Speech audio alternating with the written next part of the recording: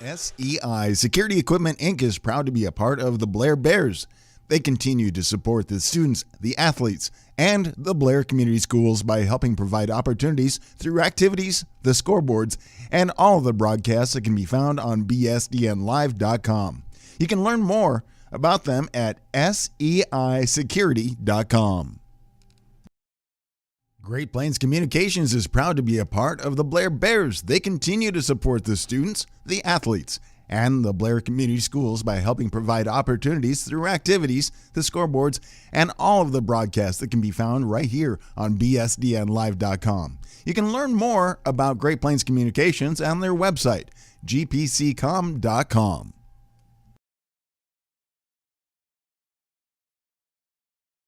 The Architects of Jackson Associates is proud to be a part of the Blair Bears. They continue to support the students, the athletes, and the Blair Community Schools by helping provide opportunities through activities, the scoreboards, and all of the broadcasts that can be found on bsdnlive.com and Blair Radio 94.7. You can learn more about Jackson Associates by going to their website, jackson-associates.com.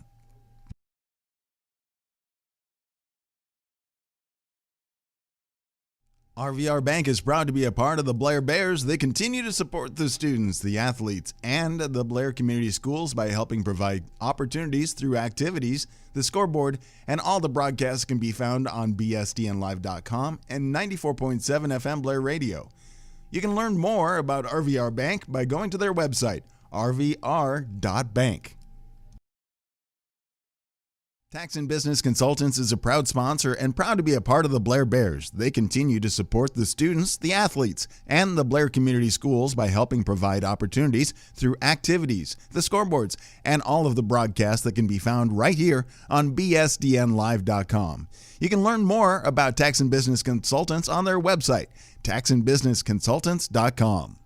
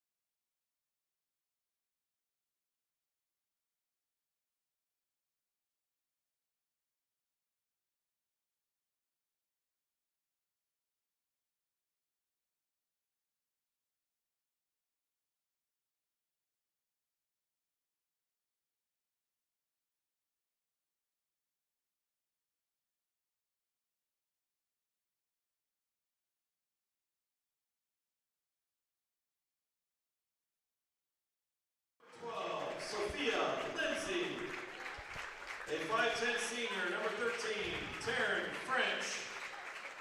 A 5'8 freshman, number 24, Justice Love. And a 5'10 junior, number 35, Maddie Shelburne. Head coach of the Griffins is Wade Coulter.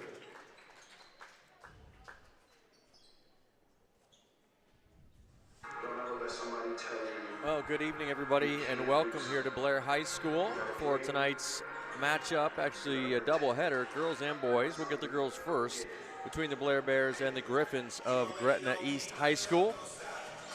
Griffins have been announced already. Their starters will be Maggie Pfaff. She is a 5'7" senior, joined by Sophia Lindsay, a 5'4" junior, then a Taryn French, a 5'10" senior. The fourth starter is Justice Love. She's a freshman, a 5'8" freshman, and Maddie Shelburne, a 5'10" junior, rounds out the starting lineup. Wade Coulter is the head coach for Gretna East. They are 15-5 coming into the ball game. Losses this season to Omaha Westside, Bennington, Norris twice, and Oakland Craig. Team out of Class C2 that's 19-3. Griffins, however, have won, 8 in a row. Most recently a victory on Friday on the road at Lincoln Standing Bear. And now for your Blair Bears, under head coach Matt Ashoff, they're 13-5 on the year. They'll start with Cadence Field, a 5'5" sophomore. She's joined by Madeline Chickus, a 5'8" junior. Bo Went, a 5'8" sophomore. Kate Wolf, a 5'7" senior. And Tatum Macklin, a 5'6" junior. Coach Ashoff is assisted by Jen Chickus and Laura Anderson. Bears have won 3 in a row coming into tonight's ball game against Lincoln Standing Bear, South Sioux City, and Seward. They'll play here against Gretna East, and they'll be back home again on Friday against Trainer, Iowa. And then 2 more against teams from Nebraska to finish out the regular season next week at Omaha Roncalli on Saturday. And then next Tuesday they will be here at home against Elkhorn High. We're ready to go. We'll jump it up in the middle. Bears in the white, Griffins in black. The tip is won by the Bears. It's into the back court, and they will bring it into the front court. It's Wolf to the right side to Field. Now back to Wolf, up high. Bo went with it. Should see a matchup zone here for the Griffins, so the Bears are going to have to move the basketball, try to get it inside to that elbow, try to free up some of their shooters. Went on the left side wing. Nice bounce pass inside to Field. Back out up high through the hands of Chickus for a moment. Now Field's got it back. She'll drive baseline. Throws it all the way into the corner. 3-pointer on the way for Chickus. Is off the rim. No good. And the rebound controlled by the Griffins. Bringing it into the front court is Sophia Lindsay. She looks left side wing to French. That's Taryn French. Guarded out there by Field. The Bears also in a zone defense, as we've seen quite often this year, a 2-3 zone. Now left side is Lindsay driving to the block. Her pass is poked away. It's loose now on the baseline, and a whistle and jump ball. This should be Gretna East basketball with still 14 seconds left on the shot clock. Lindsay will throw it in from the baseline underneath their own basket. Gets it up high. This is Justice Love with it. She got rid of it quickly to French. Now 10 to shoot. French looking for some space over in that corner. Dumps it down inside. Shot up, no good. Rebound is loose. Poked around. Still loose. Field had it for a moment. Now it's a fight out the volleyball spiking line, and it will be another jump ball. Good hustle there by the Bears. Tatum Macklin finally got her hands on it. It'll be Blair basketball. Maddie Shelburne with the shot, by the way, for Gretna East that came up empty. Full court pressure here. The Bears will get it into Bo Went. Brings it across the timeline. Now it's Cadence Field with it. Into the corner to Chickus. Good shot fake there for Madeline. Tried to get it to Macklin on the opposite block. Now a 3-pointer up by Wolf. A little bit long, no good. Good hustle though by Chickus. She grabs the rebound, saves it to Field. Shot clock didn't reset, so still 15 to shoot. Wolf's going to try it again. That one missed as well. 2 pretty good looks there for the Bears. We're still scoreless. We played just over 90 seconds here in the first quarter. Griffins will walk it into a 3-quarter court press thrown on by the Bears. Now they get it across the timeline. They'll dump it all the way down to the block. Kick it back out. 3-pointer on the way. Back rim. No good that time by French. Field has the rebound for Blair. She's going to want to push the tempo here and try to get the ball down court before the Griffins can get their defense set up. Bears are going to turn it over on that far side there. Bo Went mishandled the pass, but they'll get it right back. Good steal there by Field. 2-on-2 the other way. Cadence Field, bounce pass to Bo Went on the baseline. Back up high to Wolf. She's going to shoot the open 3. Off the rim that time, no good. Rebound is tipped out of bounds. No, it's saved, but saved right to Field. She puts it up and in. Cadence Field, the beneficiary of a bit of a mistake there by the Griffins. Never want to save it on the baseline right underneath their own defensive basket, and that's exactly the reason why. 2-0 Bears, 5.5 minutes left to play here in the first quarter. French over to the left wing. That's Lindsay with it. Back to French. Now Lindsay again on the left side wing. Good job there by the Bears. Defense extending out past that three-point line. Nice take inside there. It's no good by Shelburne. And a good job by Chickus to grab the rebound. It's Field with it in the backcourt against a little bit of pressure. Now they'll get it across the timeline as Wolf brings it across half court. Right side wing to Macklin. Tatum rips it through, takes it to the baseline. Back to Wolf, now Field. She'll drive the middle. Little Euro step, now Macklin with it. Back to Field. Macklin, an open three from the corner. That's off the rim, no good. And the rebound will be taken by the Griffins. On the run into the front court, it's Lindsay all the way to the basket. Nobody stopped her. She missed the layup, however. Rebound is fought for and will have a foul called. Pretty fast and furious action there. We're almost halfway through the first quarter. Foul's going to be called on Chickus. It's her first. Team's first as well. Subs into the game here for the Bears as, let's see who came in. Allie Sullivan, a 5'8 senior, and I believe Claire Anderson as well, a 5'5 senior. Got some subs in for Gretna East as well. Heather Wadsworth is into the game, so is Taylor LaRock. We'll try to get the rest of them here as the Griffins move it around the arc over to the right side wing. I think that's Lily Frederick actually with it over there for a moment. Now they get it inside. Shot fake there by Graver. She'll drive to the block and kind of got herself tangled up. Shot was no good. Got her own rebound, however, and a foul is going to be called on the shot attempt by LaRock. She'll be shooting free throws. Fouls on number 11, Bo Wendt. It's going to be called on Bo Wendt, her first. Team second. And Taylor LaRock will be at the line, shooting two for Gretna East. 4:15 left to play here in the first. That free throw is good. That's the first points for the Griffins. Makes it 2-1. Sophia Lindsay checks back into the game for Gretna East. Taylor LaRock, 5'7" sophomore, will shoot one more. That one's good as well. So she gets them both and ties it up at 2. Bears get it into Cadence Field. Nice little crossover dribble there. Cadence breaks the press, and her pass is stolen as she tried to get it to Claire Anderson. But a good break there for the Bears as LaRock stepped on the baseline after she stole it. So turnover given right back, and now we'll see if Blair can get their offense set up here. We'll pass the midway point of the first quarter here, I'm sure, on this possession. Went for 3, back rim no good. LaRock with the rebound. There's the 4-minute mark as she brings it across half court. Left side with it now is Lindsay to LaRock. Now it's Frederick with it. She'll drive inside. Right-hand scoop shot is no good, and the rebound is controlled by the Bears. Tatum Macklin came out of traffic with it. Now she finds Cadence Field. 3:40 left to play here in the first quarter. Wentz going to drive inside into traffic, and what are they going to say? Held ball? No, it's going to be a foul. 2 free throws coming here for Bo Wendt. Foul will be charged to Elaine Graver, her first and the team's first. Bo Wendt now to the free throw line for the Bears. She'll shoot 2 first free throw attempts of the game for Blair with 3:37 left in the first. That first one is no good. Kate Wolf and Madeline Chickus back in for the Bears. Allie Sullivan and Tatum Macklin head over to the bench. Anderson, Wentz, and Field remain on the floor. Second free throw for Wentz. That one's good, so she gets 1 out of 2. The Bears reclaim the lead. It's 3-2. Just about 3.5 minutes left to play here in the first quarter. Griffins with it in the backcourt. It's Lindsay dribbling through a double team all the way to the free throw line. Now she kicks it into the corner. Wadsworth driving underneath. Shot no good. Chickus with the rebound, and she's fouled from behind. It'll stay with the Bears.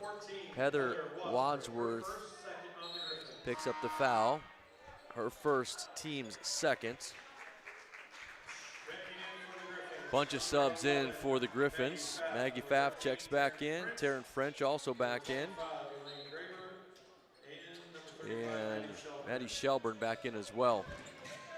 Anderson and Field with it in the backcourt. Justice Love also in at the dead ball. Dangerous pass, and it's turned over there by the Bears. Lobbed over the head of Claire Anderson and into the bench of Gretna East. So they will take the ball inbound in their backcourt. Get it into Lindsay. Bears set up that 2-3 zone defense. Lindsay has it in between the circles. Playing catch with Justice Love. Lindsay now will work a little bit further to her right. Gets it to Shelburne, shot no good, and the Bears with a rebound. Again, Cadence Field will push the tempo into the offensive end. Drives it all the way underneath. Shots up and good.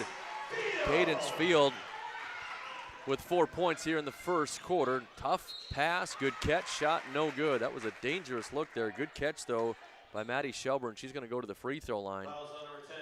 Madeline Chickus picks up her second personal and the team's third. And Maddie Shelburne to the line to shoot 2 with 2 minutes and 37 seconds left to play here in the opening quarter. First one's good. And the 5'10 junior has her first point. Allie Sullivan back in for the Bears. She'll replace Chickus, who's got those 2 early fouls. Coach Ashoff is going to have to navigate that through the rest of this quarter and the second as well. Second free throw is good for Shelburne. She makes them both. That makes the score 5-4. Bears lead it by 1 in a low-scoring first quarter, and they turn it over at midcourt. Claire Anderson lost it, got it back for a moment. Now it's still loose. She's on the floor with it, and the held ball will be called. I wasn't sure if Coach Ashoff would use a timeout to bail her out or not. He elected not to. Jump ball, and it's Gretna East basketball with 2:25 now left to play in the first. Inbounds to Lindsay.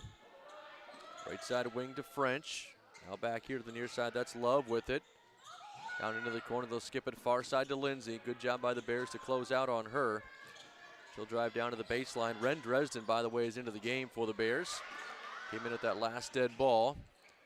Shot up, block. I think it was Field that got a hand on that. Cadence Field with the block, and now she'll sprint to the other end. Aggressive take there from Cadence. Shot was blocked, but a foul is going to be called. It's going to be on Sophia Lindsay, her first, team's third. Cadence Field to the line to shoot 2. That's what you're going to get from Cadence Field, especially if she gets the rebound on her own. It's turn, and then it's 100 miles an hour the other way, and good luck trying to keep up with her. Field hits the first. She's got 5. Macklin back into the game for the Bears. She'll replace Claire Anderson. Score 6-4, just under 2 minutes left to play here in the first quarter. Second free throw from Field is good as well. Nice job there by the sophomore guard, knocking both free throws down. Her team leads it by 3. Back into the offensive end come the Griffins. French has it on the left wing. Ball's dumped down inside. Shelburne puts it up off the rim, no good. Really nice box out there by Kate Wolf. The rebound controlled by Field. Here she comes again all the way down inside. Left-hand runner, no good. Sullivan fighting for the rebound. It's loose on the baseline and out of bounds. They'll say off the Griffins. It'll be Blair basketball. 4 new bodies into the game for Gretna East. Shelburne looks like she'll be the only one that stays out there. LaRock, Frederick, Wadsworth, and Graver into the game for the Griffins. Inbounds comes into Dresden. Now Wolf out toward midcourt. Kate has it on the right side wing. Bounce pass left side. Field for 3. That's off the rim, no good. Good rebound that time. That was Elaine Graver that came down with the board. Got it to Wadsworth. She'll push it into the front court. That was Shelburne actually to Wadsworth. Now inside Shelburne. She puts it up and in. Maddie Shelburne with the first basket of the game for the Griffins. It's 7-6 now with a minute left to play in the opening quarter. Sullivan in the corner. Picks up her dribble, looking for some help. Gets it out to Kate Wolf. Into the middle of the floor, the top of the key. Now left side to Dresden. Bounce pass to Macklin, almost lost it. Good save there. Now inside there, it's Sullivan back out the field, and Cadence lost it momentarily. Got it back. She'll kick it out into the corner. Sullivan's going to square up for 3, and it's good. Allie Sullivan hits the first 3-pointer of the game for the Bears. I'm sure that's not the way Coach Ashoff drew up that possession. It looked like Blair was kind of lost and scrambling for most of it, but it ended with a made 3-pointer. They're up by 4. 3-pointer back the other way. No good. Rebound is controlled, however, by Shelburne. 13 left in the first quarter. Shelburne gets it inside. Ball now skipped all the way out to LaRock on the far side. Back inside Shelburne. It's loose with 5. Fields got it. Plenty of time to get to the basket. She'll take it down inside. Puts it up and in. Cadence Field beats the buzzer. She has 8 in the quarter. The Bears have 12. They lead it 12-6 as we head to our first quarter break. We'll be back with second quarter action in 60 seconds on BSDN Live. SEI Security Equipment Inc. is proud to be a part of the Blair Bears. They continue to support the students, the athletes, and the Blair Community Schools by helping provide opportunities through activities, the scoreboards, and all of the broadcasts that can be found on bsdnlive.com. You can learn more about them at seisecurity.com. Great Plains Communications is proud to be a part of the Blair Bears. They continue to support the students, the athletes, and the Blair Community Schools by helping provide opportunities through activities, the scoreboards, and all of the broadcasts that can be found right here on bsdnlive.com. You can learn more about Great Plains Communications on their website, gpccom.com.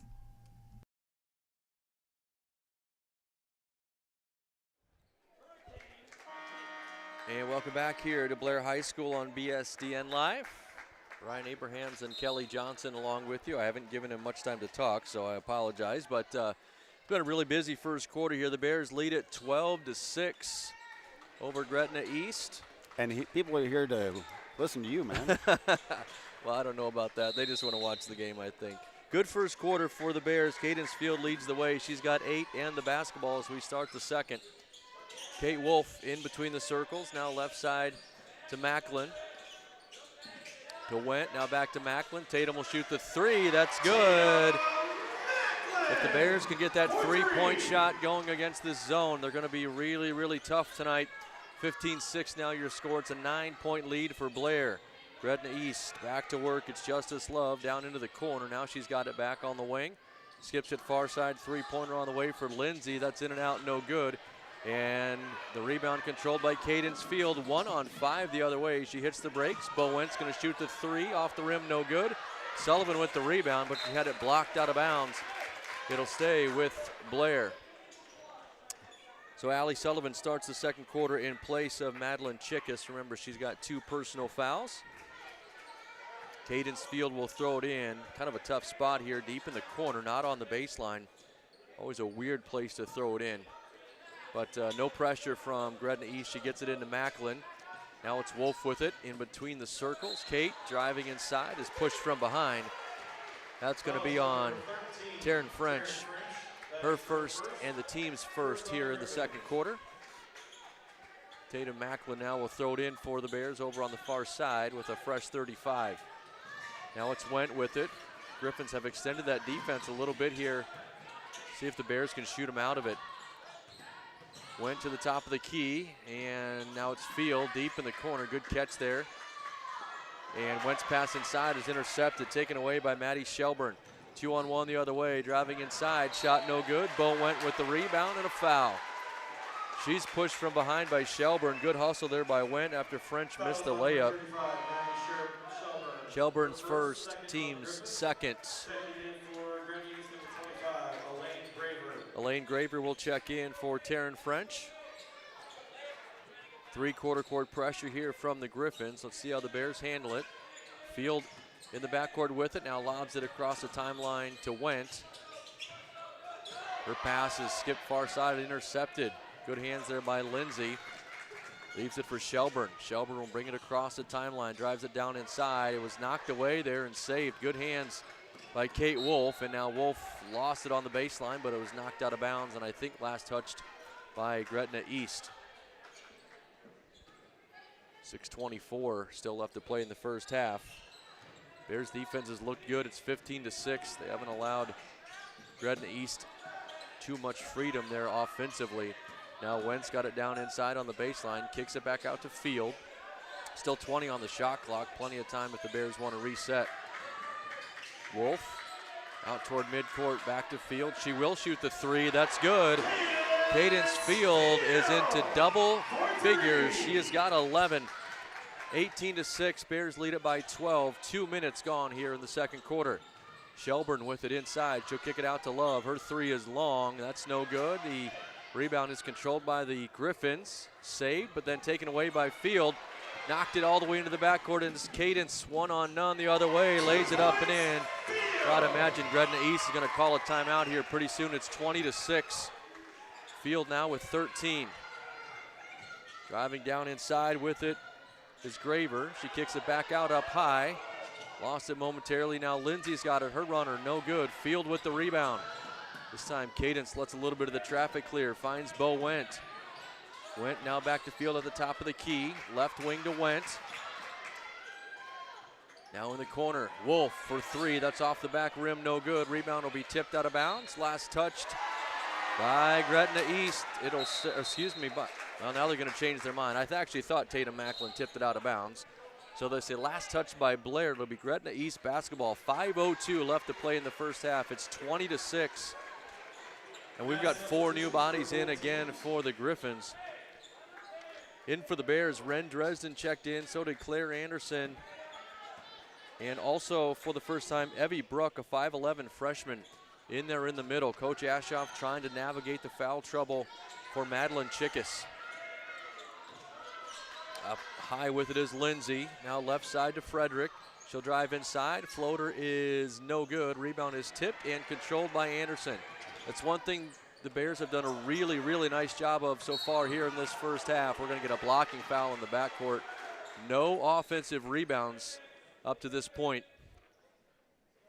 Well, I think there may have been 1 or 2, but really minimal offensive rebounds for Gretna East. Blair's done a nice job controlling the defensive glass. We've got a stoppage of play because Taryn French slid in there and going to get called for the block, but she fell and hit her head over on the floor, which is obviously very scary. Mark Quickle out to take a look at her, the trainer for the Bears. Also, it looks like Wade Coulter, the coach for Gretna East, over there as well. So why don't we step away with this injury stoppage.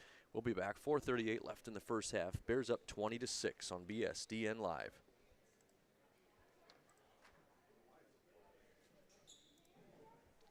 The Architects of Jackson, Jackson Associates is proud to be a part of the Blair Bears. They continue to support the students, the athletes, and the Blair Community Schools by helping provide opportunities through activities, the scoreboards, and all of the broadcasts that can be found on bsdnlive.com and Blair Radio 94.7. You can learn more about Jackson and Jackson Associates by going to their website, jackson-jacksonassociates.com. RVR Bank is proud to be a part of the Blair Bears. They continue to support the students, the athletes, and the Blair Community Schools by helping provide opportunities through activities, the scoreboard, and all the broadcasts can be found on bsdnlive.com and 94.7 FM Blair Radio. You can learn more about RVR Bank by going to their website, rvr.bank. Tax and Business Consultants is a proud sponsor and proud to be a part of the Blair Bears. They continue to support the students, the athletes, and the Blair Community Schools by helping provide opportunities through activities, the scoreboards, and all of the broadcasts that can be found right here on bsdnlive.com. You can learn more about Tax and Business Consultants on their website, taxandbusinessconsultants.com. SEI Security Equipment Inc. is proud to be a part of the Blair Bears. They continue to support the students, the athletes, and the Blair Community Schools by helping provide opportunities through activities, the scoreboards, and all of the broadcasts that can be found on. We'll come back as the injury timeout and the player is being taken off court for evaluation. Back with Brian Abrahams. Yeah, thank you, Kelly. It's Taryn French that's headed over into the trainer's room with Mark Quickle. Good to see her up and walking, and of course they will exercise an abundance of caution here and take a look at her. She hit her head, as we mentioned, just before the break. Picked up her second personal foul as well. Fields got it. Now it's Kate Wolf with it. She's trapped in the corner, finds Claire Anderson. Anderson bounces it inside to Bruck. Bruck's shot was blocked out of bounds. It'll stay with the Bears. Again, a bit of a discombobulated possession there for Blair. Let's see if they can organize things here as they'll throw it in on the baseline. It's Anderson with it. Now to Wolf. She's going to shoot the three-pointer from the corner. That's long, no good. Rebound controlled by Lindsay of Gretna East. She will hurry it into the front court to the top of the key. 4:10 left to play here in the first half. It's 20-6. Bears still lead it. Over on the far side is Frederick. That's Lily Frederick with it. Picked up there by Dresden. Now to LaRock. Back to Frederick. On the right wing. Still 15 to shoot. Frederick will skip here to the near side to Lindsay. She's guarded by Field. That pass tipped by Dresden. Now back to Frederick. 4 to shoot. Got to get something up. The runner is no good. Did not hit the rim. A whistle, a jump ball. Oh, that's a huge break for Gretna East because they're going to keep the possession. Had the jump ball not been called, the shot clock would have expired and it would be Blair basketball. Well, now let's hold on 1 second here. Maybe they did call the shot clock violation first because it looks like they're, at least for the moment, they were set up to give it to Blair. Now we're getting at a discussion at the scorers table, and it will be Gretna East basketball. That's the right call if they want to stick with the jump ball anyway. And they're going to run a little bit of time off of the shot clock and game clock.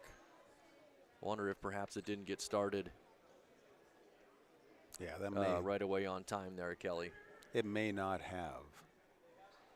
Although it did run all the way. Oh, they're just putting it down to 1 second left. So maybe that's the call. The shot clock didn't expire. They called the jump ball.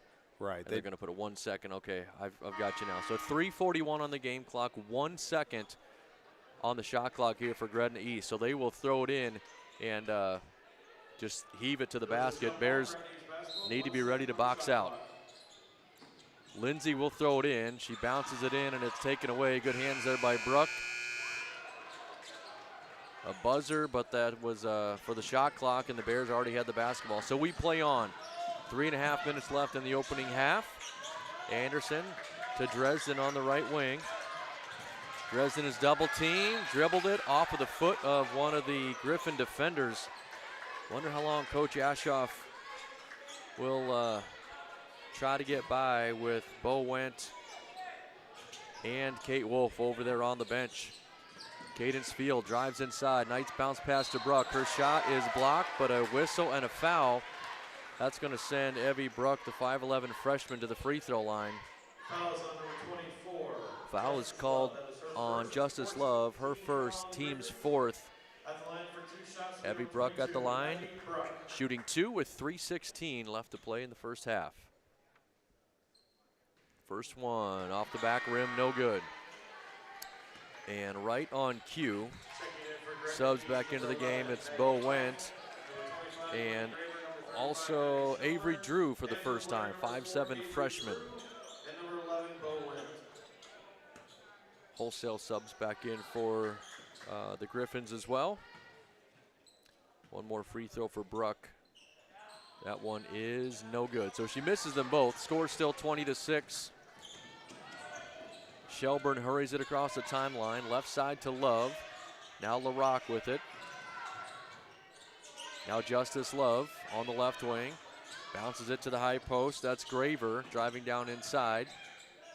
To Lindsay. Her pass is tipped and taken away. Good steal there by the Bears.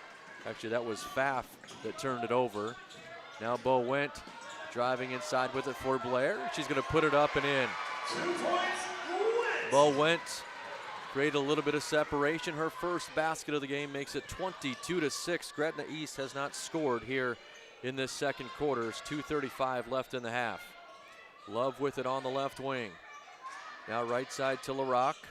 Back to Love. This is an open three-pointer, and it's short, no good. Offensive rebound missed, and now the defensive board controlled by Wendt.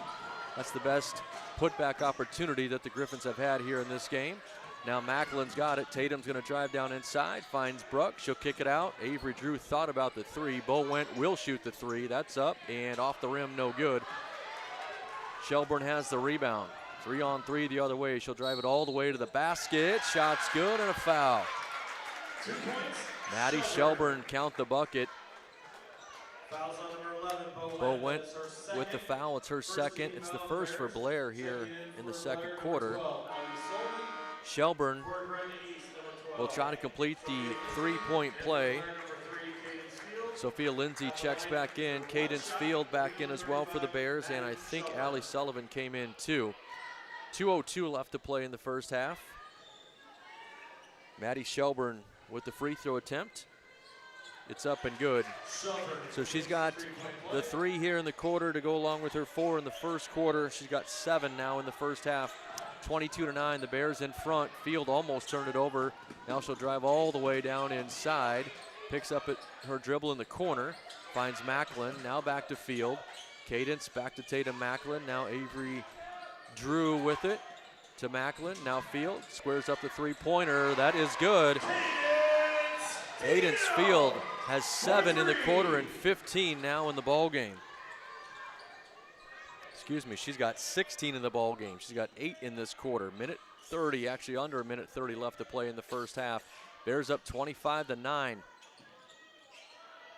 There's a skip pass to the far side there. Good catch by Sophia Lindsay. Now bounce pass inside. LaRock in the corner, back to Lindsay. Feet squared up, 3-pointers up, and no good. Rebound is put back up and in, an offensive board and a bucket for Justice Love. Again, I mentioned the Bears had done a nice job on that defensive glass. Want to try to continue to do that for the last 60 seconds here. Fields cut off, gets it to Macklin. She's going to shoot the 3. That's off the rim, no good. Quick rebound by Maddie Shelburne. 45 seconds left as she comes across half court. Her pass is tipped and taken away. Bo Wentz, 1-on-none the other way. She puts it up and in. Wentz got 4 in the quarter, 5 in the game. 27-11 is the score. 30 seconds left to play in the first half. It's been a great first half here for the Bears. See if they can close it out defensively. Lindsay on the left wing, playing catch with Justice Love. Blair will be absolutely content to let Gretna East hold this for the final shot. Love over on the right wing. Back to Lindsay with 12. To Love. She'll drive down inside. She's cut off there. Back to Lindsay. All the way into the block.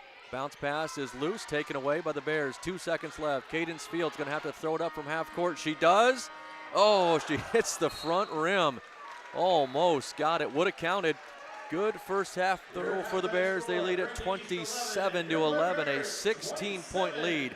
As we head into our halftime break, we'll step away for a few minutes here, listen to our sponsors and their commercials and whatnot, and we'll be back when we're ready to start the second half. Big lead for the Bears here at halftime on BSDN Live. We want to say a quick thank you to sponsors that are part of all of our broadcasts right here on BSDNLive.com, and we want to say thank you to them for being great partners for the Blair Bears. We have Blair Eye Associates, Jackson Jackson, RVR Bank, WCB, ANG, Woodhouse, Great Plains Communications, SEI Security Equipment, Inc., Memorial Community Hospital and Health System, McKinnis. We also want to say thank you to Woodhouse, as well as Tax and Business Consultants. And again, we'll be back in just a moment with more basketball right here on BSDNLive.com. SEI Security Equipment, Inc. is proud to be a part of the Blair Bears. They continue to support the students, the athletes, and the Blair Community Schools by helping provide opportunities through activities, the scoreboards, and all of the broadcasts that can be found on BSDNLive.com. You can learn more about them at seisecurity.com. Great Plains Communications is proud to be a part of the Blair Bears. They continue to support the students, the athletes, and the Blair Community Schools by helping provide opportunities through activities, the scoreboards, and all of the broadcasts that can be found right here on BSDNLive.com. You can learn more about Great Plains Communications on their website, gpccom.com. The Architects of Jackson, Jackson Associates is proud to be a part of the Blair Bears. They continue to support the students, the athletes, and the Blair Community Schools by helping provide opportunities through activities, the scoreboards, and all of the broadcasts that can be found on BSDNLive.com and Blair Radio 94.7. You can learn more about Jackson & Jackson Associates by going to their website, jackson-jacksonassociates.com. RVR Bank is proud to be a part of the Blair Bears. They continue to support the students, the athletes, and the Blair Community Schools by helping provide opportunities through activities, the scoreboard, and all the broadcasts can be found on BSDNLive.com and 94.7 FM Blair Radio. You can learn more about RVR Bank by going to their website, rvr.bank. Tax and Business Consultants is a proud sponsor and proud to be a part of the Blair Bears. They continue to support the students, the athletes, and the Blair Community Schools by helping provide opportunities through activities, the scoreboards, and all of the broadcasts that can be found right here on bsdnlive.com. You can learn more about Tax and Business Consultants on their website, taxandbusinessconsultants.com.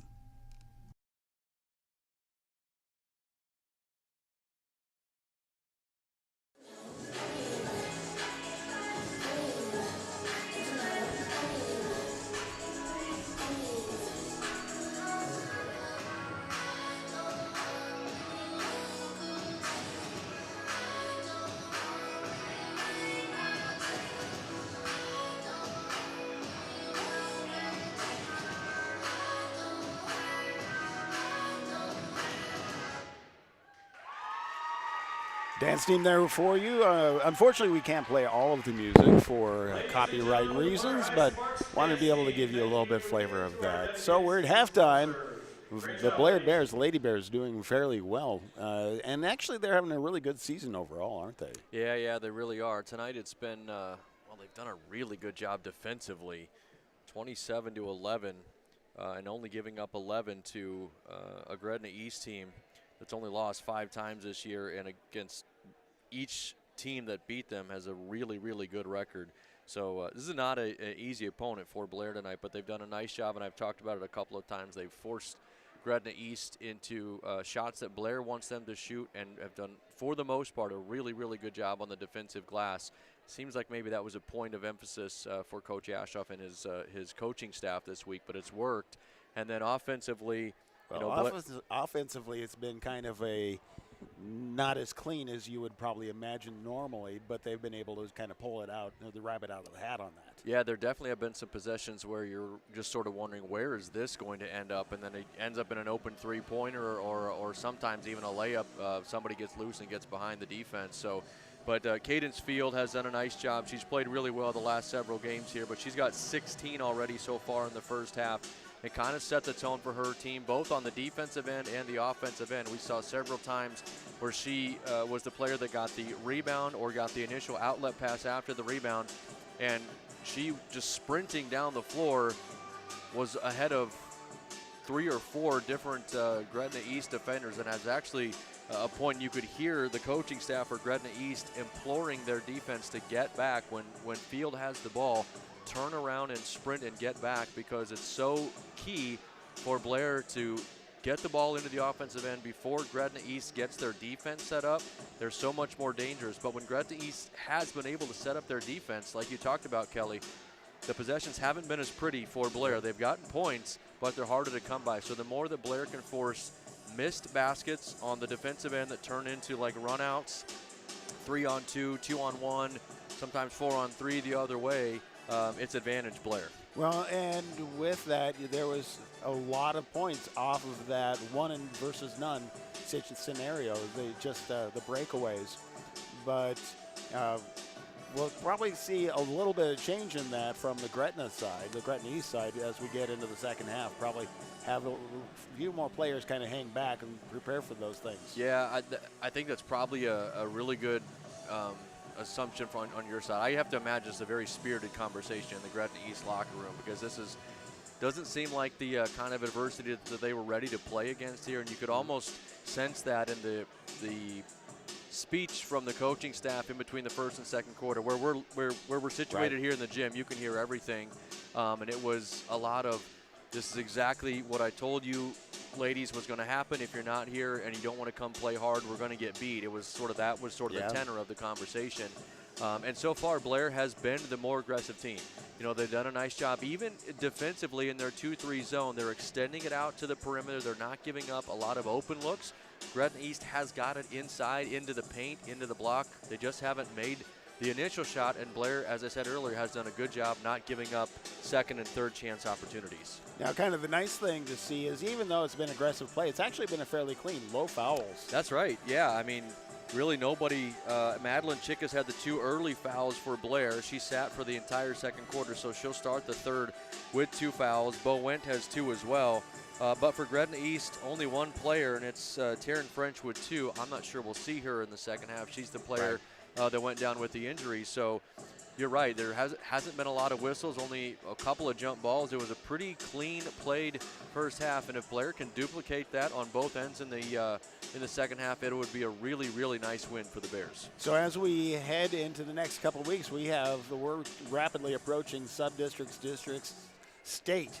And Blair Bears are putting themselves in a good position for that. Yeah, you're exactly right. I mean, you look at their overall record, like we talked about earlier, they're 13-5, and certainly they're somewhat in control of their own destiny, right? They're going to have a shot at postseason play for sure. But tonight, obviously, is the most important game. It's the one you're in, but they're also the team with the best record, that's left on their schedule. So this would be a nice win tonight, carry that momentum, win 3 more in the regular season, and then get into sub-districts and head into sub-districts with some confidence as well. And a really good placement. Hopefully have some home court advantage, potentially. Yeah, I'll be honest with you. I haven't looked far enough at the schedule to see what the sub-district situation and district situation would be like. But well, with the amount of play, that could certainly change dramatically. You got it. It's all speculation at this point. Yep, exactly. 4 games left, a little less than, I think, 2 weeks left in the regular season, and then things start to get interesting. So we're ready, I think. Well, almost ready. 45 seconds left to wrap up halftime. But as we said, Blair in control here. They lead it 27-11. Just real quick for Gretna East, Maddie Shelburne leads the way for the Griffins. She's got 7, a pair of buckets and 3 free throws for her. Justice Love has 2. And Taylor LaRock has 2. So far, only 3 baskets for Gretna East, as you would imagine, with a score of only 11. They haven't had a ton of buckets. And Blair scored 12 in the first quarter and 15 in the second quarter to get them to their 27. And I believe Blair will start the third quarter with the basketball. We had a jump ball in that second quarter that gave the possession to Gretna East, so it should be an opportunity for Blair to add to their lead on the first possession. Want to say thank you to all the Blair Bears sponsors. You can see them in the upper left-hand corner of all of our activities. If you want to learn more about that, you can always contact the activities department. And now we have basketball underway. Bears with the basketball, starters on the floor for them, and a turnover right away as that pass from Bo Wendt is intercepted by Lindsay. Now Wendt falls to the floor. Somehow got up, got the ball, got it to Cadence Field. Her run-out layup is up and good, so Field now has 18. A really odd start to the second half there. Yeah. Bears will take the 2 points, however, and they extend their lead. It's 29-11. Now Blair back into this 2-3 zone defense. Good job by the Griffins to get it to the short corner, but they're unable to go anywhere with it. Now it's Shelburne in the corner. Back out up high to Love. Around the perimeter, Lindsay. Bounce pass goes all the way across the lane. It's Love driving inside. Left-hand shot, no. Rebound taken down by Macklin, but her pass was intercepted and put back up and in by Shelburne. That's one where Tatum Macklin just needs to hold the ball, let the traffic clear before she tries the outlet pass. 29-13 now. As the Bears working around the offensive end, the pass by Chickus is knocked away and intercepted. So a couple of turnovers here for the Bears to start the second half offensively. Now Justice Love will get it to Lindsay, back to Love. Now down into the corner to Maggie Pfaff. Around the perimeter it goes to Lindsay, guarded by Field. Now they'll go to Pfaff in the right side of the floor. Back up high to Love. She's going to square up for 3. That's off the back rim, no good. Long rebound will be controlled by Chickus. Madeline Chickus had it knocked away from her hands in the backcourt. Now she's got it and gets it to Cadence Field. Good crossover dribble there from Field to split the defense. All the way down inside to Wendt. Bo Wendt, shot blocked. Good hands there by Heather Wadsworth. Wadsworth up ahead to Shelburne. It's 2-on-1 the other way, and the ball's put up and in. That's Pfaff with the bucket. You can already see the focus for Gretna East is full court pressure. Doesn't matter if it's a made basket or a miss. They're pressuring the Blair ball handlers, and so far it's worked. Kate Wolf with it out up high. Picks up her dribble and finally got it off to Field near the tip circle. Cadence to the right wing to Bo Wendt. Again, extension of the defense here by Gretna East. And Field coasts right around them, drives inside and puts a nice baseline floater up and in. She's got 20. 5.5 minutes left to play still here in the third. See what Blair's going to be able to do against this aggressive Griffin defense. They're going to have to try some ball fakes, dribble penetration, and try to create some 2-on-1 opportunities. Griffin's working it around the offensive end. Lindsay will fire the three. That's off the rim, no good. Rebound to Shelburne, however. She drives inside, draws contact. She's going to go to the free throw line to shoot a couple of free throws. Fouls on number 13, Kate Wolf. That is her first. Luckily, the foul's on Kate Wolf. It's her first, the team's first. The other player in the neighborhood was Madeline Chickus. We didn't need her to pick up her third this early in the half. Shelburne at the line, shooting 2. The first one's good. Maddie Shelburne's had a really nice game. She's got 10 points. In for the Bears, Ren Dresden, Taylor LaRock, Lily Frederick, and Elaine Graver all in for Gretna East. One more free throw coming here from Maddie Shelburne. That's good. She is 5 out of 5 from the free throw line in the game. Macklin with it in the backcourt to Wolf. Kate will bring it across the timeline, picks up her dribble. She might need some help. Gets it off to Macklin. Tatum to her right, now gets it back to Wolf. At the top of the key, Kate Wolf with it, trying to get it to Field. Now Cadence Field has it. Left wing, it's Wolf in the corner to Dresden. Ren Dresden picking up her dribble to Wolf. 10 to shoot, back to Dresden. Her skip pass almost intercepted. Controlled there by Field. Now it's Dresden for 3, back rim, no good. Rebound to Shelburne. Good defensive possession there for the Griffins. 4.5 minutes left to play in the third as Lindsay brings it across the timeline. Left side to Frederick. Drives inside, picks up a dribble, kicks it out to Lindsay. She tried to go inside. Her pass is tipped and taken away by Kate Wolf. Now up ahead, Ren Dresden with it. She'll hit the brakes as she crosses midcourt. Wolf with it now, double team, steps through the double team. Her pass found its way to Macklin. Tatum trapped over there on the far sideline, and Coach Ashoff's going to call a timeout. This aggressive defense from Gretna East has the Bears a little bit on their heels. 4 minutes left to play in the third. Bears still up 31-17. We're back in 30 seconds on BSDN Live. SEI Security Equipment Inc. is proud to be a part of the Blair Bears. They continue to support the students, the athletes, and the Blair Community Schools by helping provide opportunities through activities, the scoreboards, and all the broadcasts that can be found on bsdnlive.com.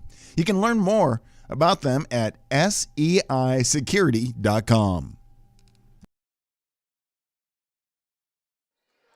Welcome back to Blair Bear Basketball on bsdnlive.com.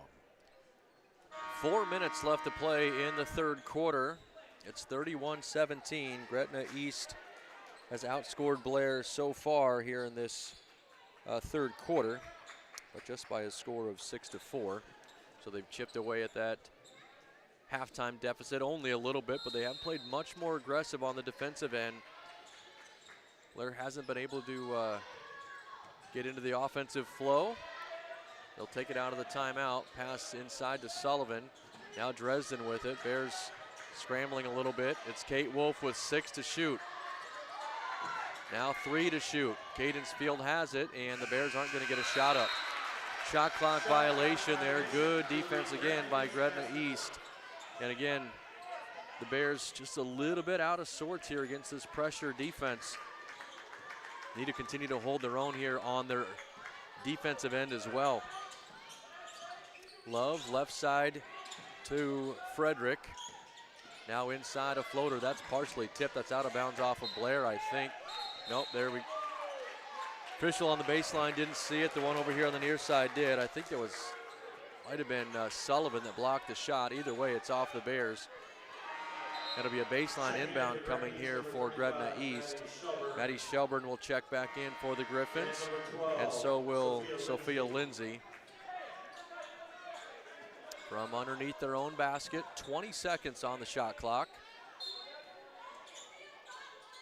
Justice Love will throw it in. She'll trigger it all the way out up high. It's Lindsay with the catch to LaRock on the left side wing. Back to Lindsay. Now LaRock. Taylor LaRock down into the corner. Now back near side to Lindsay. Her dribble is off the foot of Kate Wolf. Good hands there by Wolf to force the turnover. Now Claire Anderson with it for the Bears. She'll bring it across the timeline. Steps through a double team, finds Cadence Field, and Field's pass is intercepted. 2-on-1 the other way, tipped away though. Good hustle by Cadence Field. Now LaRock will drive inside. Basket went, but they're not going to count it. They say the foul is on the floor. Going to be called on Cadence Field, her first personal, team's second. Inbound coming here for Gretna East. 2:52 left to play in the third. Score still 31-17. Love with it on the wing. Left side, Lindsay, she'll shoot the three-pointer. That's good. Sophia Lindsay with the three-pointer, her first basket of the game, and it's now down to 11. 31-20, Bears still in front. Feels like almost like they're just trying to hold on to this lead here now. That shot is long by Dresden over there in the corner. Good hustle by Field to grab the rebound. Now it's Wolf for three. That's in and out, no good. Shelburne with the board. Outlet to Lindsay. She'll bring it across the timeline, gets away with the shove as she knocks Cadence Field away from her. Now Lindsay's got it, working over to the right side wing. Back left side to Wadsworth, back to Lindsay, squares up for three, back rim, no good. Nice box out there by Allie Sullivan. Field got the rebound, but Sullivan with a good box out. Cadence quickly into the front court. Finds Kate Wolf. Minute 50 left to play now here in the third. Wolf on that left sideline. And a whistle, and did we get a foul? Yes, we did. It's on Heather Wadsworth, her second. The first for Gretna East here in the quarter. Minute 47 left to play. Subs into the game for the Bears as Avery Drew and Madeline Chickus check in. Field gets it to Dresden. Bounce pass inside, tried to get it to Macklin, and we're going to get a whistle and a jump ball as Tatum had it taken away. I think it was Taylor LaRock that got it. Macklin tied her up to get it back, but Gretna East will get it. Bo Wentz going to check back in. She will replace Ren Dresden. Minute 40 left to play here in the third. Gretna East has cut this down to an 11-point game. They can get it to single digits with a basket on this trip. LaRock out up high, now left side to Love. Back to LaRock, guarded there by Wentz. Inside to Shelburne. Three-pointer on the far side is up, no good. Rebound is knocked out of bounds. And they'll say last touched by Blair. It'll be Gretna East basketball. Justice Love will throw it in. Underneath their own baseline, she bounces it into Shelburne, and Shelburne's going to be fouled. That's going to go on Avery Drew, her first, team's third. Minute 19 left to play here in the third quarter. Another baseline inbound coming here for the Griffins. It'll be Love again throwing it in. Gets it inside to Shelburne. She puts it up, no good. Rebound is tipped a couple of times. Cadence Field comes out of there with it all the way to the other end. Shot by Field is no good, but a foul is going to be called. She did a good job attacking. I think it was Elaine Graver that was on her heels and sort of running backwards. Nope. Excuse me, they're going to call that on. Nope, it is. Okay, they said 35. It's 25. That's Elaine Graver. So she gets the foul. Cadence Field shoots the free throws. First one is good. She made the first one. Thank you very much as I was looking down at my scorebook here. So it should be now 32-20. They haven't put it on the board yet. Cadence has all 5 of Blair's points in the quarter. There we go. The officials in the scoreboard or the scores table are not on the same page. Now they've got it. And now Cadence will shoot the second. Free throw is up and good. She makes them both. 22 in the game for Cadence Field. Minute 10 left to play in the third quarter. Bears back up by 13, 33-20. Lindsay over there on the far side to Justice Love. Now down the right side to Pfaff. Back to Love. Now Sophia Lindsay with it again. Back to Love. Trying to get a high screen there from Graver. That pass is tipped out of bounds. No, not tipped by the Bears, just thrown out of bounds by Justice Love. Turnover will give it back to Blair with 47 seconds left in the quarter. Ball comes in, it's Cadence Field with it. Field will drive all the way down into the baseline, kicks it out up high. Bo went, thought about the three. Now it's Chickus with it over on the right wing. Madeline drives inside, falls to the floor, got rid of it to Macklin. Tatum squares up, three-pointer, no good. Avery Drew tipped the rebound, but tipped it out of bounds. It'll be Gretna East ball. Shot clock turned off, 28.9 seconds left in the third quarter.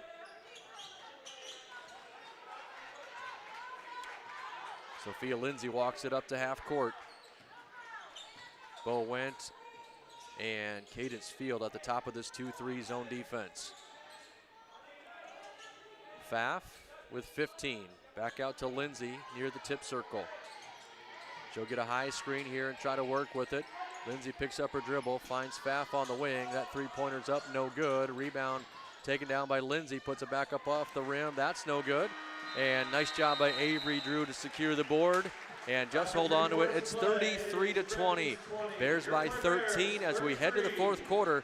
Back in 60 seconds on BSDN Live. The Architects of Jackson, Jackson Associates is proud to be a part of the Blair Bears. They continue to support the students, the athletes, and the Blair Community Schools by helping provide opportunities through activities, the scoreboards, and all of the broadcasts that can be found on bsdnlive.com and Blair Radio 94.7. You can learn more about Jackson and Jackson Associates by going to their website, jackson-jacksonassociates.com. RVR Bank is proud to be a part of the Blair Bears. They continue to support the students, the athletes, and the Blair Community Schools by helping provide opportunities through activities, the scoreboard, and all the broadcasts can be found on bsdnlive.com and 94.7 FM Blair Radio. You can learn more about RVR Bank by going to their website, rvr.bank.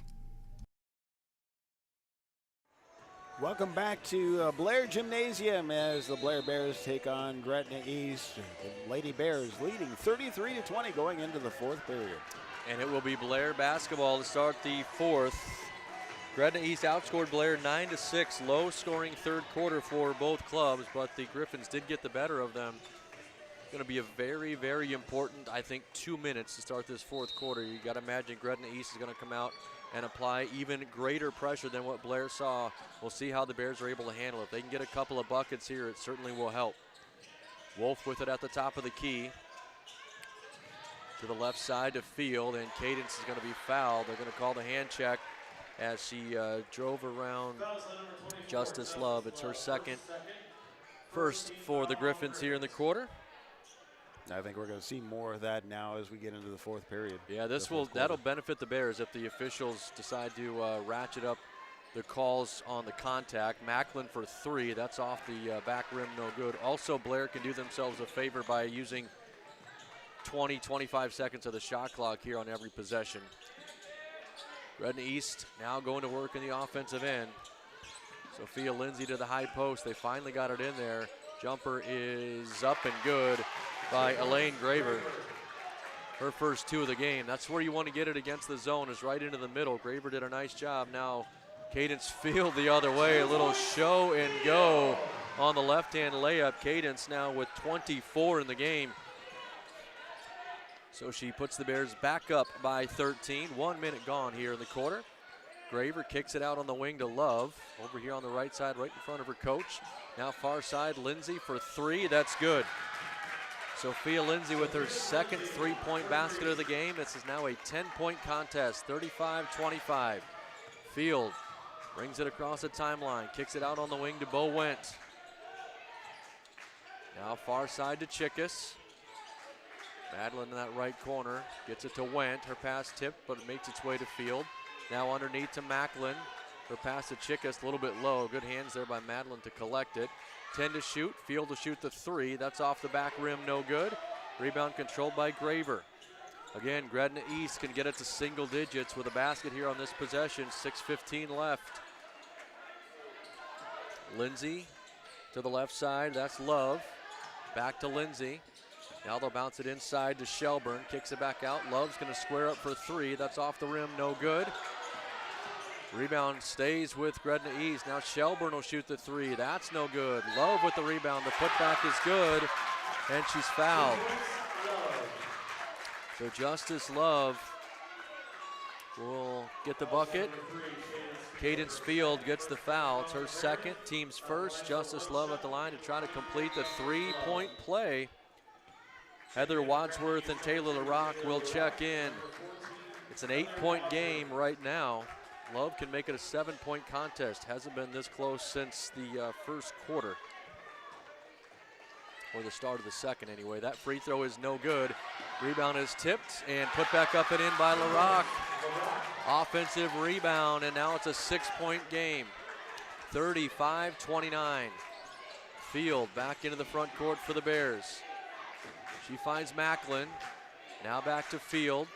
Now Macklin in the corner. Back out to Field. Cadence driving to the elbow. Picks up her dribble. Looking for some help. Kicks it out. Bo went for three. That's short. No good. Rebound by Chickus. Her putback is off the mark. No good. And the Griffins have the board, and now they'll push. Quickly, it's Wadsworth. Kicks it back out to Lindsay. Thought about the three. Now she's caught up inside. Bounces back out to Love. Inside to Shelburne. She puts it in.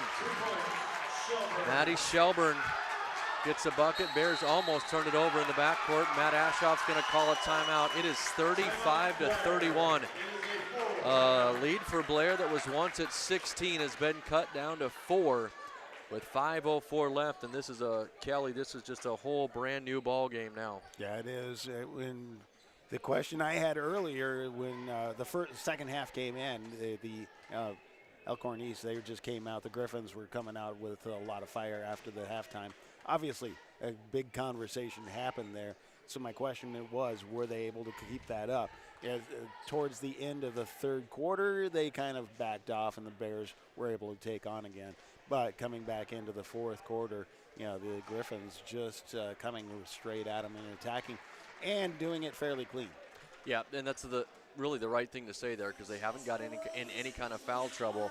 And Blair has only 8 points in the second half. All of them belong to Cadence Field. Blair's got to find a way to get some offense from somewhere else, whether it's Wentz or Wolf that knocks down a three, or whether they get it inside to Chickus or Macklin or somebody else. They need a basket to settle themselves down here, because right now it is all Gretna East, and the pressure really has the Blair offense rattled. Well, and that you kind of hit right there, is the Bears not able to control the clock. That is the big situation right there, because they are on their heels and Griffins are just in the attack mode. So the Bears need to figure out how to control that clock a little bit better. You got it. Cadence Field takes the inbounds, plays catch with Wolf. Kate Wolf in the backcourt to Macklin. Now it's Field. She gets it across half court, skips it far side to Bo Wentz. Now to Wolf. Kate's trapped over there in that far corner, and the ball's taken away. And a jump ball is going to be called by our official over there on the far side. It'll be Gretna East basketball, but it's a break for the Bears, because that stopped a potential run-out situation. 4:46 left. Bears still lead it, by the way. They're up by 4. They could use a stop here.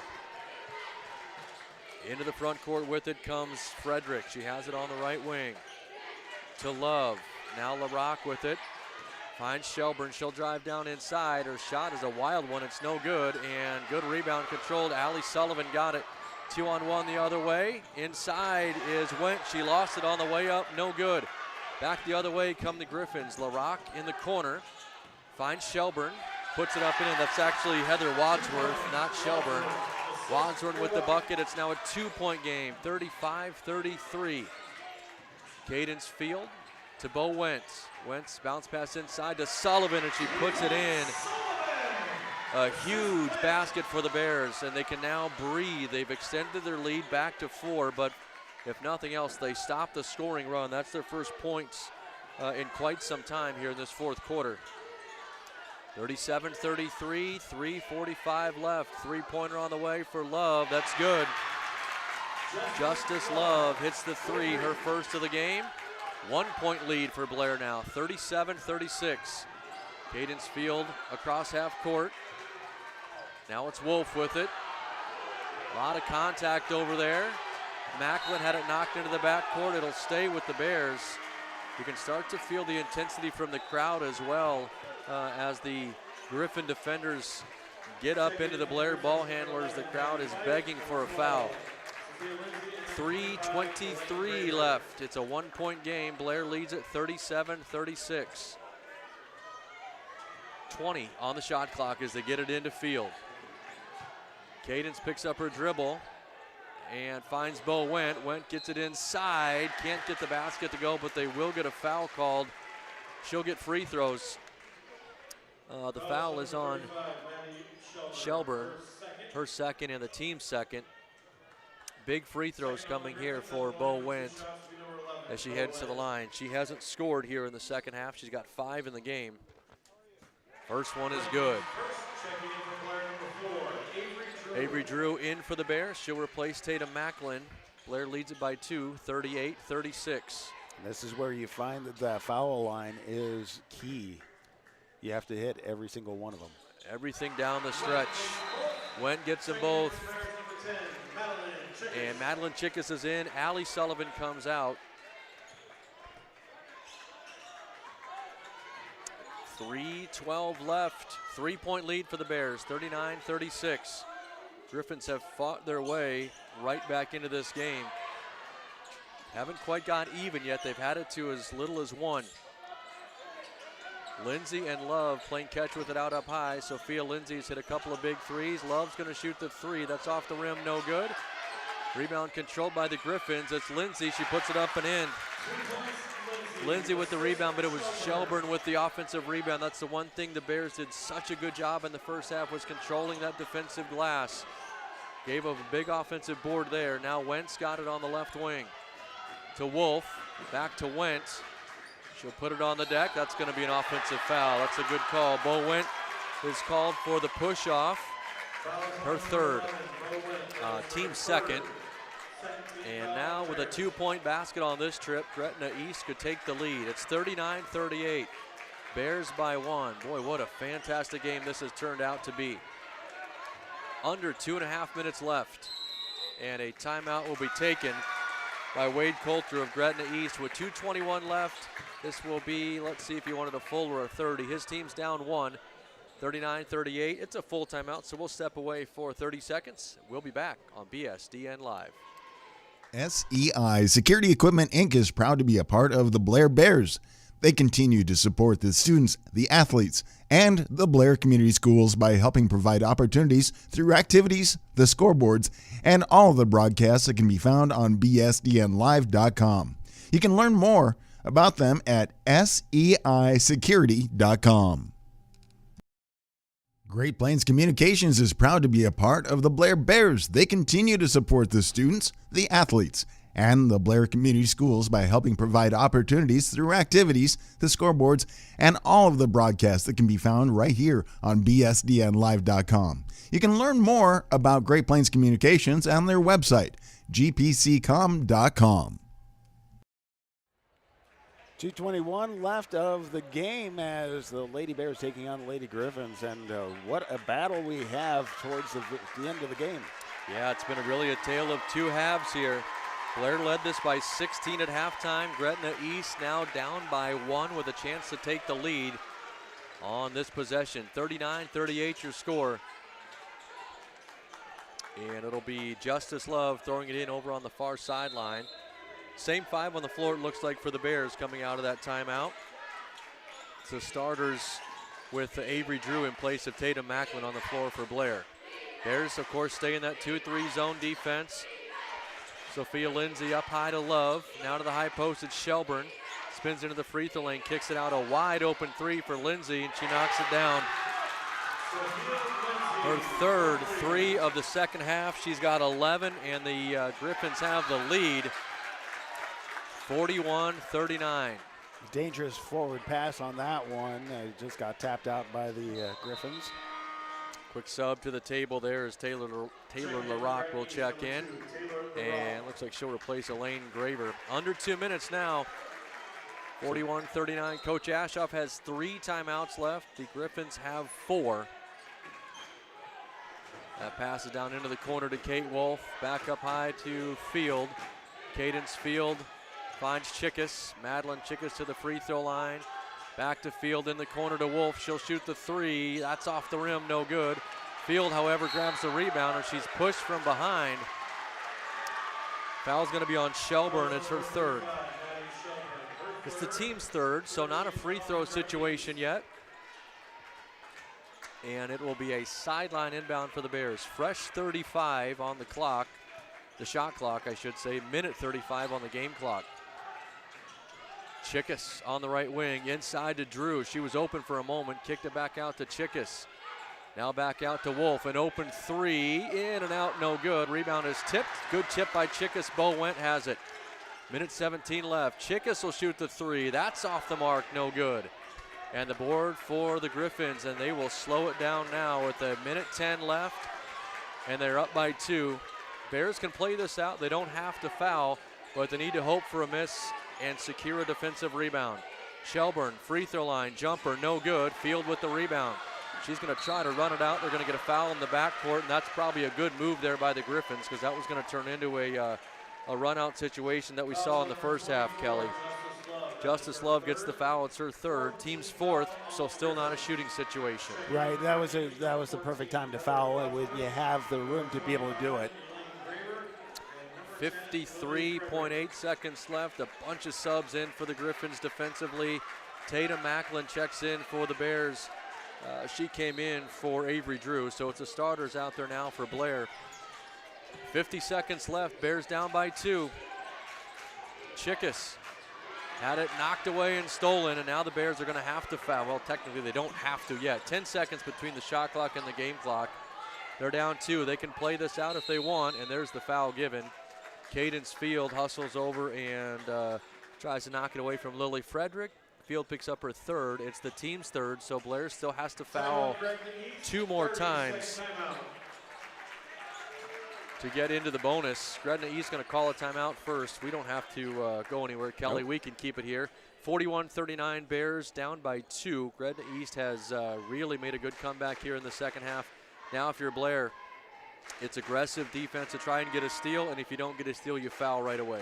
Yeah, and that's the thing is wait to foul when you absolutely have to. But if you can steal or just get that block and then get the breakaway, because you're a shot away from tying this thing up. Yep.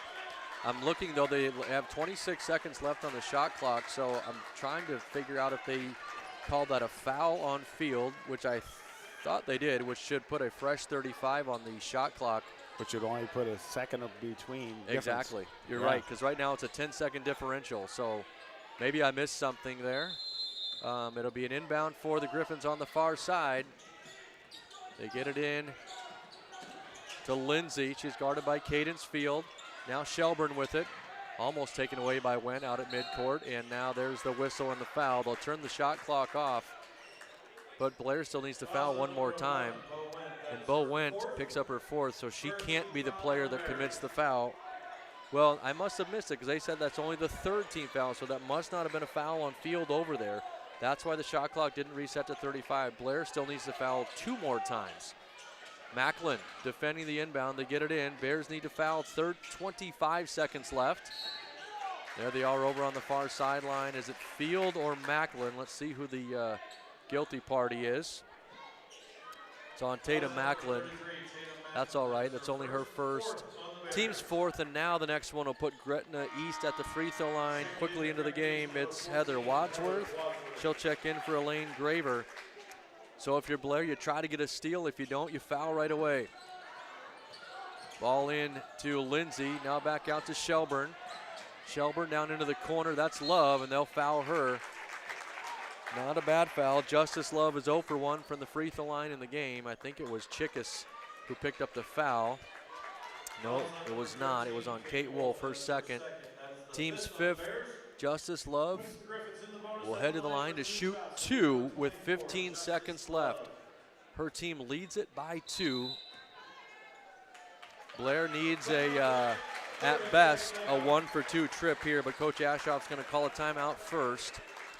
as I mentioned earlier, he does have plenty of timeouts left. So you set up a couple of plays here, really. So the first one is if she makes both free throws and you're down 4, you got to go quickly and probably get a layup.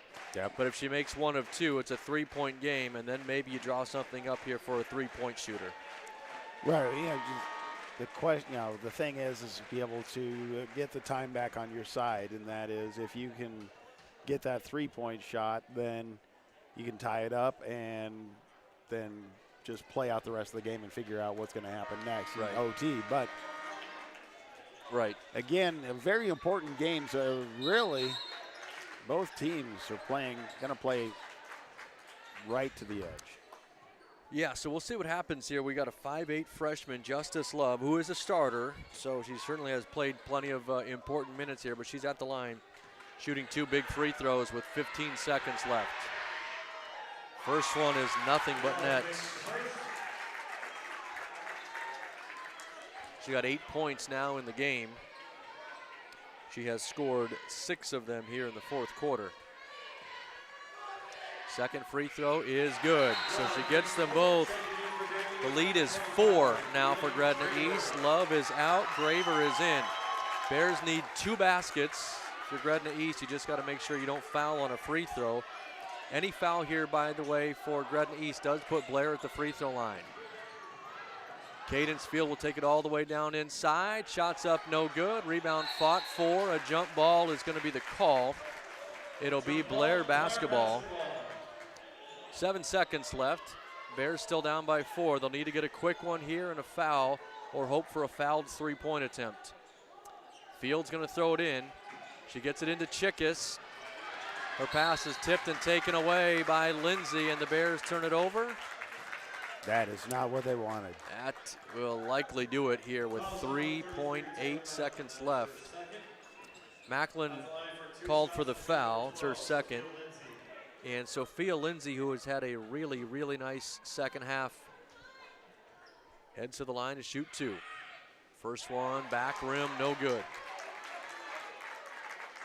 She'll shoot 1 more. She has 11 in the game, with 8 of them coming here in the fourth quarter. That one is good, makes it a 5-point game. Ball comes in to Cadence Field. She'll bring it across half court. Shot at the buzzer is good. So Cadence hits the 3. It's a bit of a moot point because Bears were down by 5. They'll lose it by 2, 44-42.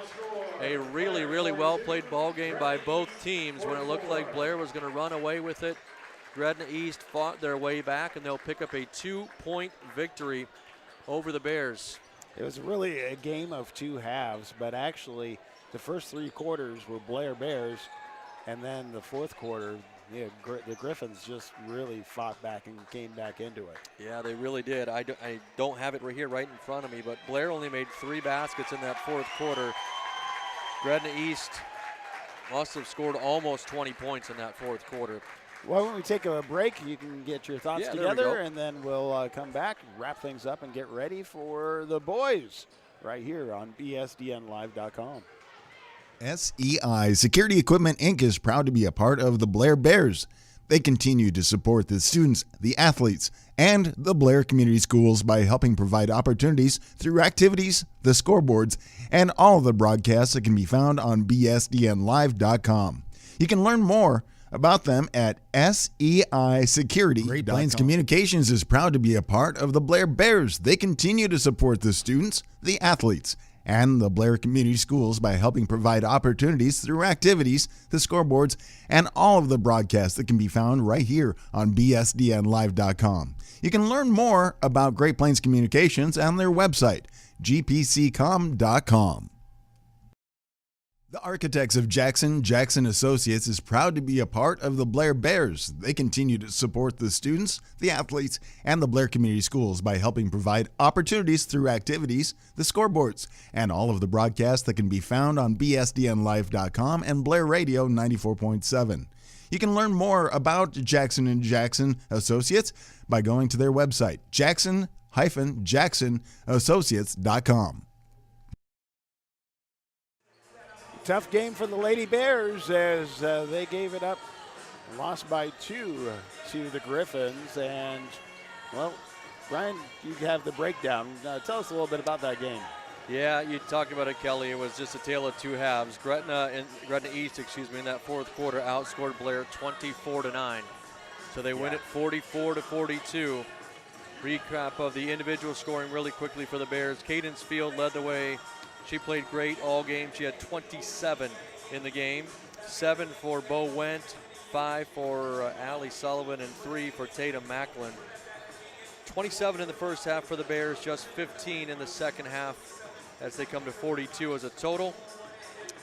Let's see, 2 players in double figures for Gretna East. Maddie Shelburne had 13. Sophia Lindsay finished with 12. Justice Love had 9. Taylor LaRock with 4. Maggie Pfaff, Heather Wadsworth, and Elaine Graver each with 2. 11 in the first half for Gretna East, but 33 in the second half. They come back and they win it 44-42. Griffins are now 16-5 on the year. Blair falls to 13-6. And as we mentioned earlier, they will play here at home in a couple of days. On Friday, they'll take on a team from Trainer, Iowa, before they head back into play against Nebraska teams on Saturday. So 2 more games yet this week for Coach Aschoff's squad as they look to wrap up the regular season. Yeah, they're home on Friday, away on Saturday, then back again next Tuesday, I believe. A week from today, that's exactly right. Yeah. So we'll take a little break, come back, and have the boys take on the Griffins as we continue our coverage right here on BSDNlive.com.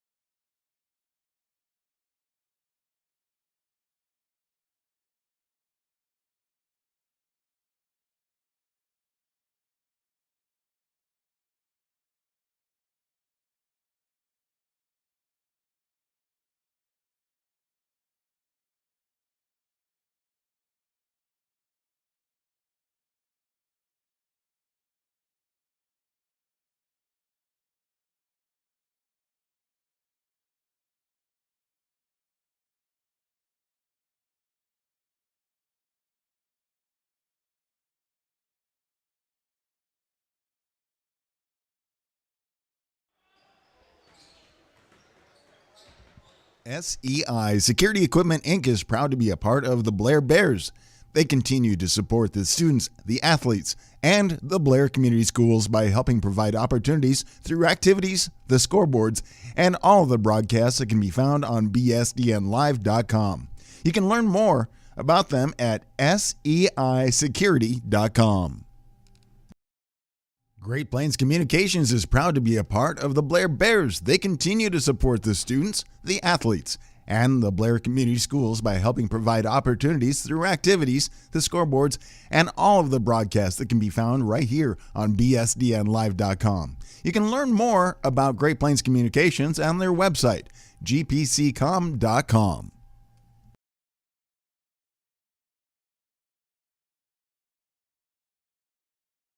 The Architects of Jackson Associates is proud to be a part of the Blair Bears. They continue to support the students, the athletes, and the Blair Community Schools by helping provide opportunities through activities, the scoreboards, and all of the broadcasts that can be found on bsdnlive.com and Blair Radio 94.7.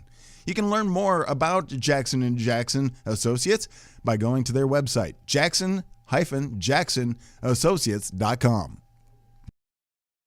RVR Bank is proud to be a part of the Blair Bears. They continue to support the students, the athletes, and the Blair Community Schools by helping provide opportunities through activities, the scoreboard, and all the broadcasts can be found on bsdnlive.com and 94.7 FM Blair Radio.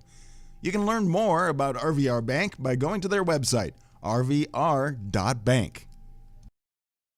Tax and Business Consultants is a proud sponsor and proud to be a part of the Blair Bears. They continue to support the students, the athletes, and the Blair Community Schools by helping provide opportunities through activities, the scoreboards, and all of the broadcasts that can be found right here on bsdnlive.com.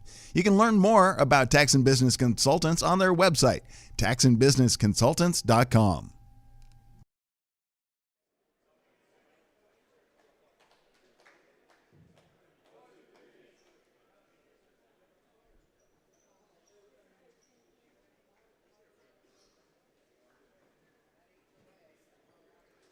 Good evening and welcome to Blair High School for tonight's Eastern Midlands Conference matchup. Tonight we welcome our visitors, the Gretna East Griffins. And of course, your Blair Bears. As a reminder, good sportsmanship is valued by the administration, teachers, officials, fans, and players. We are pleased that you chose to support your team today. Please do so by refraining from negative yells or comments at players, coaches, or officials. Interscholastic events are an extension of the classroom. Remember to be a good sport and cheer for your team. Please enjoy the game. And now for your starting lineups. First up, the visitors from Gretna East. A 6'3" junior, number 30, Lucas Wintermore. A 6'3" junior, number 32, Drake Brown. A 6'3" senior, number 33, Carson Herman. A 6'2" junior, number 35, Connor Levinson. And a 6'2" junior, number 44, Lawson Bear. Head coach of the Griffins is Cooper Anthony.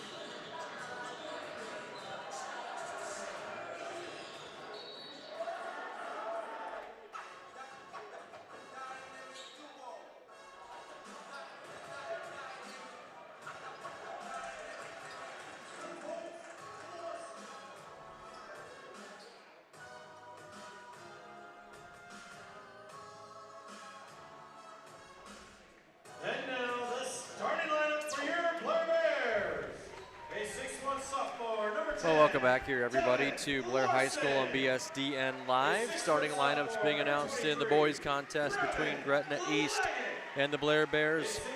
For the Griffins, they'll start with Lucas Winterbore, a 6'3" junior. Drake Brown, another 6'3" junior. Then it's Carson Herman, a 6'3" senior. Connor Levinson, a 6'2 junior, and Lawson Blair, another 6'2" junior. Cooper Anthony is the head coach for Gretna East. They are 14-6 this year.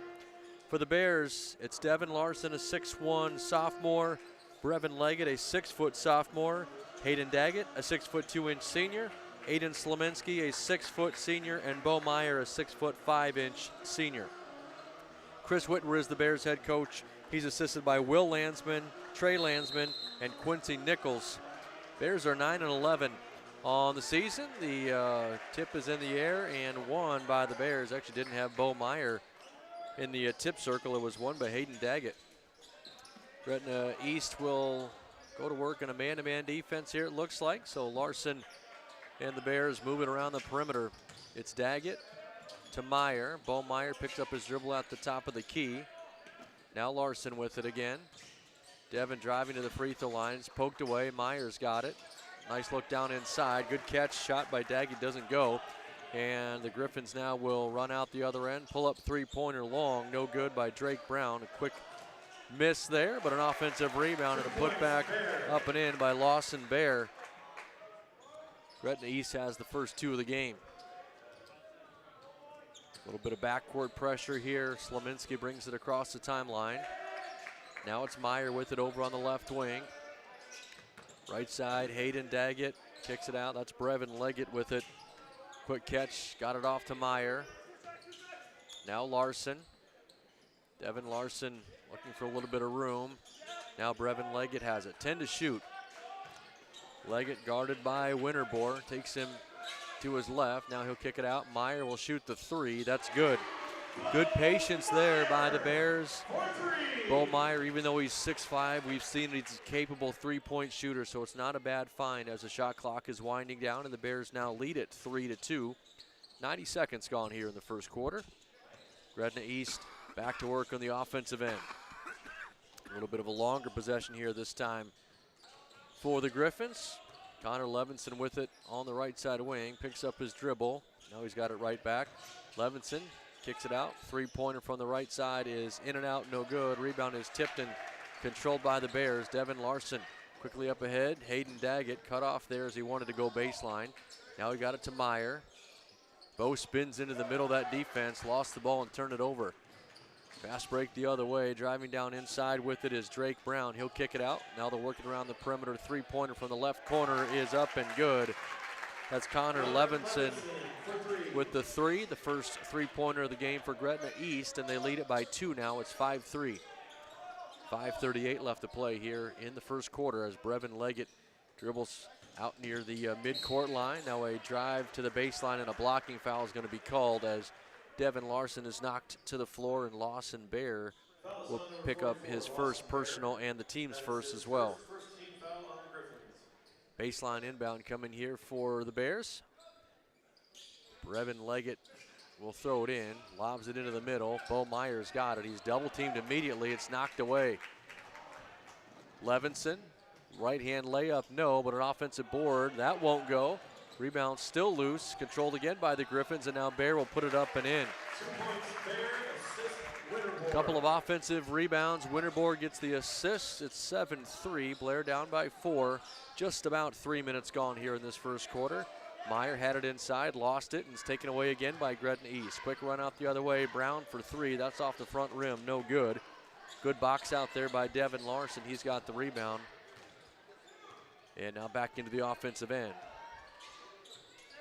Larson out there inside of the tip circle, left side to Slominski. He'll lob it into Meyer. Good help defense coming from the backside there by Boers. He knocks it away. Consecutive turnovers again for the Bears. Three-pointer on the other end. It's good by Connor Levinson. His second of the opening quarter. It is 10-3, and Chris Whitwer wants a timeout. 4:32 left to play in the first. His team is down by 7. We can step away here real quickly. We'll be back on BSDN Live. SEI Security Equipment Inc. is proud to be a part of the Blair Bears. They continue to support the students, the athletes, and the Blair Community Schools by helping provide opportunities through activities, the scoreboards, and all of the broadcasts that can be found on bsdnlive.com. You can learn more about them at seisecurity.com. Welcome back to the Blair Bear Gymnasium for Blair Bear basketball, taking on the Griffins of Gretna East on BSDNlive.com. Not quite halfway through the first quarter. It is 10-3. Gretna East with the early lead. 4:32 left to play. First sub into the game for the Bears. It looked like Luke Donner in at that dead ball. Also Lane Christensen out there as well. And is that Bennett McCoy, number 14. He's out there as well. Hopefully I've got the right number there. They don't have it listed on the varsity roster, but he's listed as number 14 on the JV roster, so hopefully that's right. I apologize if it's not. He's got the ball right now at the top of the key. He'll drive down to the right side of the free throw lane. Now up high, leg it for three, no good. Rebound controlled by Lawson Bear. Out to Levinson. He's already got a couple of threes in this opening quarter. Bears need to stick close to him. Right on cue, he's open for three on the left wing. That's a little bit off the mark, no good. Rebound originally controlled by the Bears, but then thrown away. Beck Hovey has it. Good pass there by Hovey to the left baseline, and Lucas Winterbor drives in and gets the finish. His first two. It's now a 9-point lead for the Griffins, 12-3 with 3:35 left to play in the first. Brevin Leggett drives down in the free throw lane, lost the ball but got his own rebound. Follow is no good, and a foul on the rebound going to be called, I think, on Gretna East. They might get Levinson with the foul here.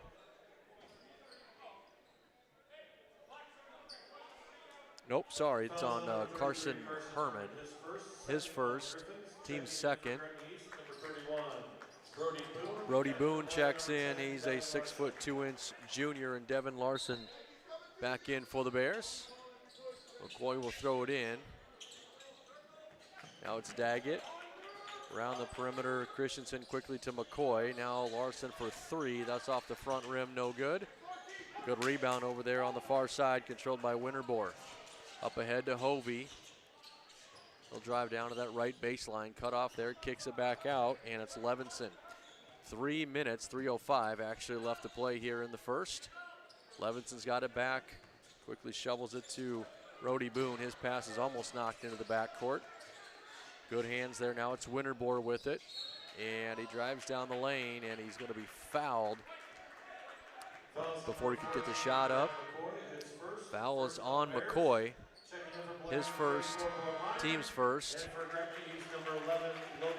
Bo Meyer back into the game for the Bears, and Logan Barcel, a 6'1" junior, in for the first time for Gretna East. 2:50 left to play here in the first. It's 12-3. Griffins with a 9-point lead. Levinson with a quick catch, couldn't get inside. They'll bounce it back out to him, and now around the perimeter. Boone to Herman. Back right in front of the Bears bench, it's Brody Boone with it. Back up high, this is Levinson driving in. The right-hand floater doesn't go. Good job there by Meyer to stand in there and take the contact, and now a blocking foul is going to be called as Christensen brought it across half court. It's on Beck Hovey, his first, team's third. Not quite into the bonus situation yet. 2:29 left in the first quarter. They'll get it into Larson. Still 12-3, Bears down by 9. McCoy with the catch out near midcourt. Now to Meyer, right side Christensen. Now it's Larson again. Devin working against Beck Hovey. Spins him down the free throw lane. Little floaters up and good. Tough shot there, but a good finish by Devin Larson. It's now 12-5 as we approach the 2-minute mark here of the first quarter. Connor Levinson back to the top of the key for Gretna East. Now left side to Barcel. Quick ball movement there against this Bears 2-3 zone defense. Levinson's going to bounce it into the free throw lane. Now they'll kick it out into the corner. Three-pointer is up and good by Brody Boone. Good patience, good ball movement. Boone hits the triple. It's now a 10-point lead, 15-5, and Larson turns it over at half court. Good one-on-one defense there by Hovey. Now back into the front court we go. Three-pointer from the left corner. That's no good. Rebound will be tipped out of bounds. And off of the Griffins, will belong to the Bears. Aiden Slaminski and Brevin Leggett back in for Blair. Lawson Bear and Drake Brown will return to the game as well for Gretna East.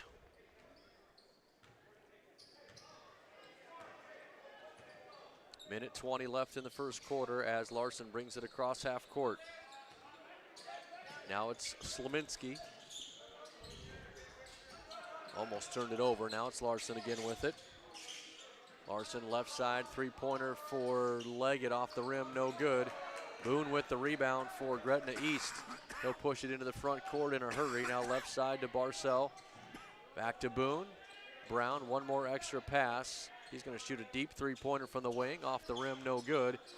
Good hands over there by Donner to save that one and keep it in the possession of the Bears. Gets it off to Slominski. Aiden working against pressure in the backcourt. Gets it across the timeline. And now he had his pocket pick. That's Beck Hovey again with another steal. Hovey into the front court, and a foul is going to be called as he wanted to leave it to Logan Barcel, but Barcel was kind of wrapped up there by Slominski. Aiden picks up his first, team's second. 33.8 seconds left in the quarter. They'll turn the shot clock off. Hayden Daggett checks in. Luke Donner will come out. Baseline inbound here for the Griffins. And Brown gets it in to Boone. Boone's pass into the corner was tipped. Knocked out there into the hallway. It'll stay with Gretna East. Just under 30 seconds left now to play in the first. Griffins will throw it in over on that far side. And they get it in. It's Hovey. Now Brown for three. That's good. Drake Brown hits his first three on his fourth attempt, I believe. That one was the most open of all of them. Makes it 18-5, now a 13-point lead. Larson hounded in the corner, bounce pass to Meyer, a little bit too far out of his reach and a turnover. 8 seconds left. Let's see if the Griffins will add another point to the total here. Three-pointer from the corner, that's no good. Nice job there by Daggett to get the rebound. And the first quarter will end. All Gretna East so far 18-5. The Bears are down. We'll break for 60 seconds. We'll be back with the second quarter on BSDN Live. The Architects of Jackson, Jackson Associates is proud to be a part of the Blair Bears. They continue to support the students, the athletes, and the Blair Community Schools by helping provide opportunities through activities, the scoreboards, and all of the broadcasts that can be found on bsdnlive.com and Blair Radio 94.7. You can learn more about Jackson and Jackson Associates by going to their website, jackson-jacksonassociates.com.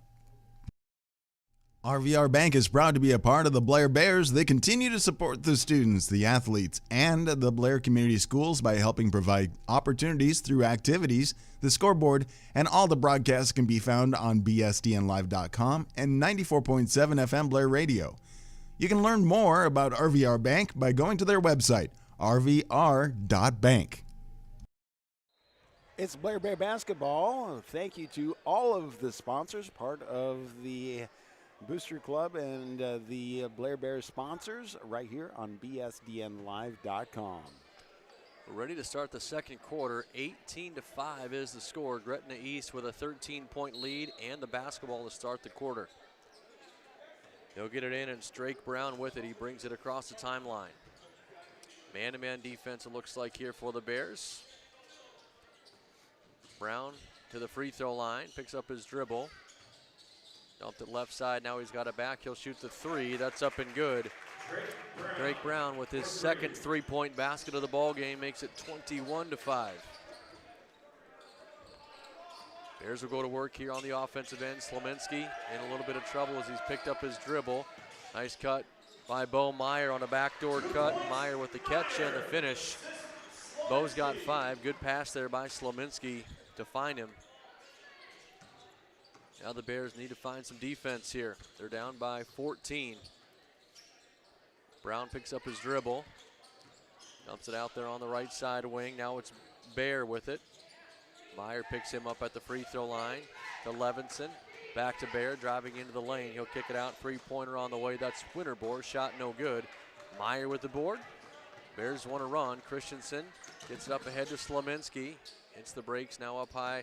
It's Meyer with it. Cut off there as he wanted to drive down the lane. Bo will dump it back out to Hayden Daggett. Around the perimeter, Christensen, Meyer, 3 in the corner, a little bit short, no good. Levinson grabs the rebound. Connor Levinson up ahead with it. Now it's Brown. He'll pull up for a deep three-pointer. That's off the front rim, no good. Got his own rebound, though. Dumped it down underneath there to Bear. Bear spins, lost it. Meyer somehow grabbed it, just jumped back in bounds. Good hustle there by Bo, and the Bears get the basketball back. They'll slow things down. Still down 21-7. Daggett, his bounce pass is intercepted. Try to get it into Meyer. Good defense there by Bear to get the steal. Now Levinson up ahead to Brown. Brown spins into the free throw lane, lost his footing and the basketball. Turnover, and the Bears look to run. Meyer into the corner to Daggett. Hayden drives baseline, and a blocking foul is going to be called before the shot. I believe it'll be on Lucas Winterbor. His first, team's first. Luke Donner back into the game for the Bears. Bo Meyer will head out.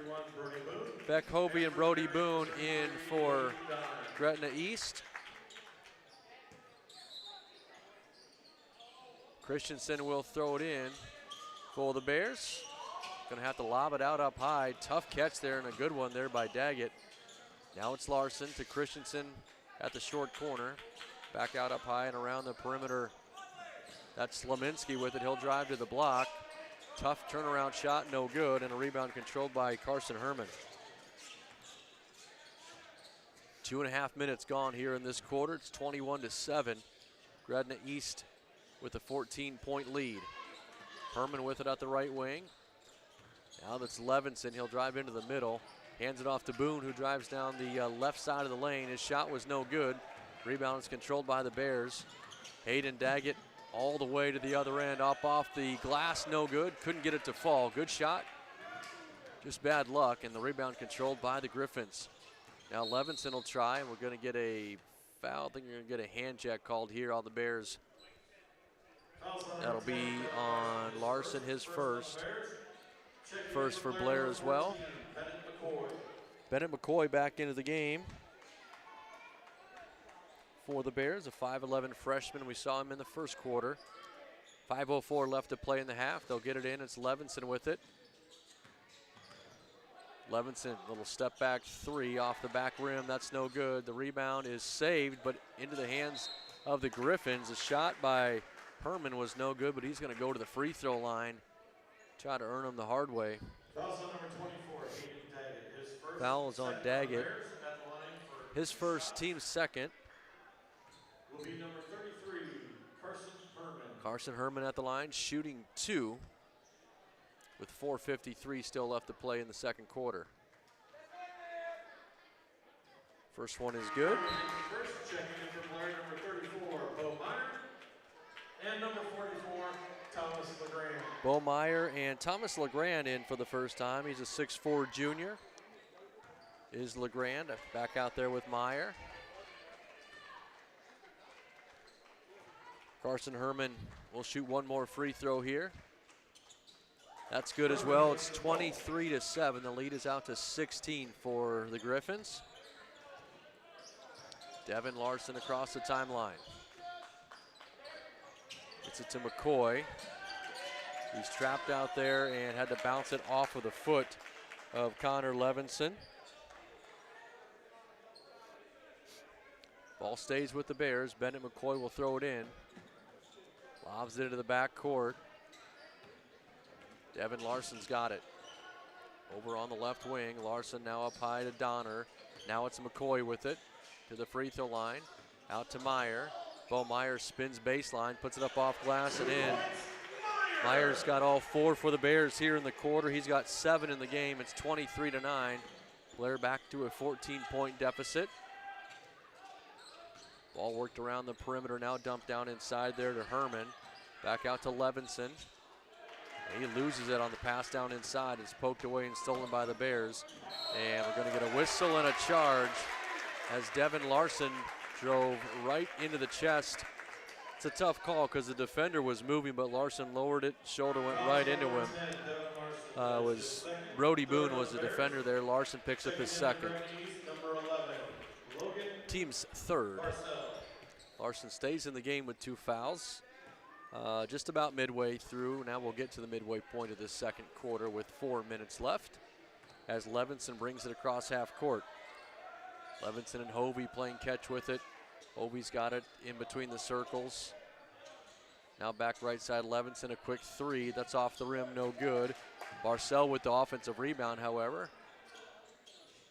Griffins will go to work again. Up high with it is Boone.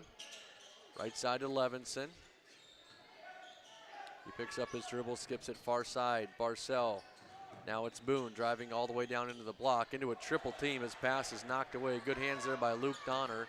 Got it to Bo Meyer. Meyer will take it the other way. He's going to be fouled as he drove down inside, but he's headed to the free throw line to try to add a couple more points. Barcel gets the foul. It's his first, team's second. Meyer at the line, shooting 2. We'll have subs after the first one. Bo's had a nice start to the game so far with his 7 points. That free throw is in and out, no good. Lawson Bear back into the game for Gretna East, and Brevin Leggett will return for the Bears. Looks like he's going to come in for Devin Larson. One more free throw here for Bo Meyer. With 3:24 left in the half, that one is good. So Bo gets 1 out of 2. He's got 8 points. His team has 10, but they're down 23-10 as we approach halftime. Hovey to the right side to Levinson.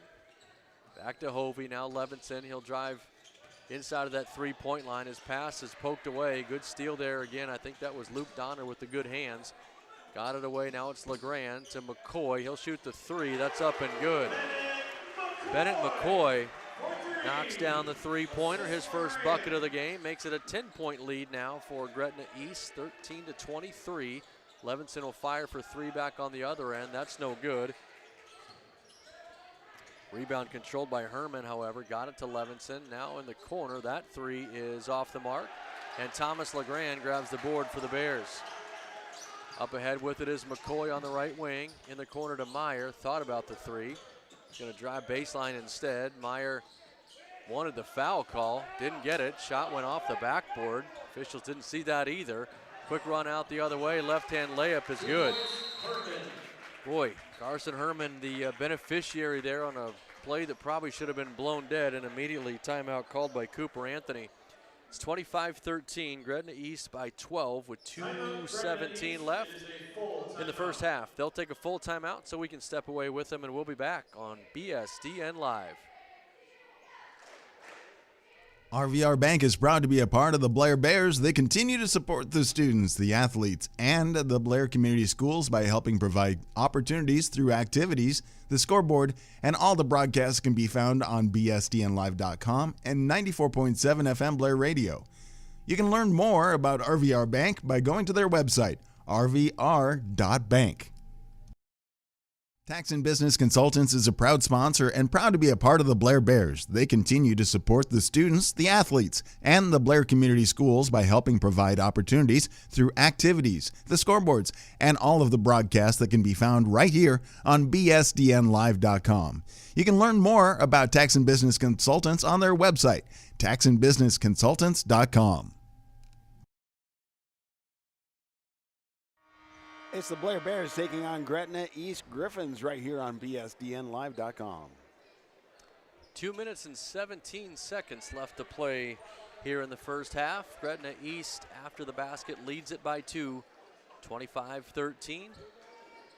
They'll apply some full court pressure here into the game for the Bears for the first time. Brooks Ray, a 5'11 junior, came in at that timeout. Meyer will get it into Slominski. Aiden Slominski working in the backcourt against Logan Barcel. Gets it across the timeline. Now Meyer's got it. He's guarded by Herman. There's Ray. Now LeGrand. Thomas LeGrand's going to fire the 3. That's good. The big fella off the bench drills a triple. Back to single-digit deficit now for the Bears. Down by 9, 25-16. Minute 45 left here in the first half. Levinson on the wing. He's been quiet here after a hot start. Herman will shoot the jumper from the free throw line. That's no good. Nice hustle by the Bears. Get in there and grab the rebound, but then they turned it over as they tried to throw it out ahead. Slaminski's going to get called for the foul. Aiden will pick up his second. It's the team's fourth.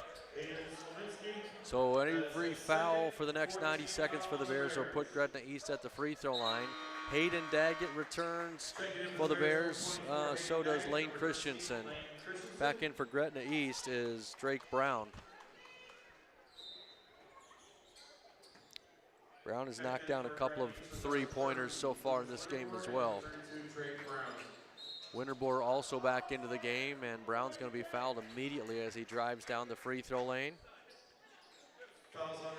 It's going to be called on Christensen, his first, team's fifth, and now Drake Brown to the free throw line, shooting 2 with 1:24 left here in the first half after we get a little bit of perspiration cleaned up off the floor.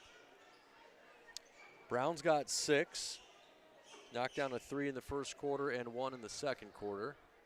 This will be his first trip to the free throw line.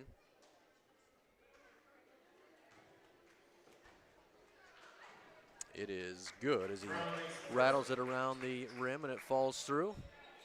It's now a 10-point lead again for Gretna East, 26-16. Second one's good as well. So he gets them both. He's got 8 now in the game.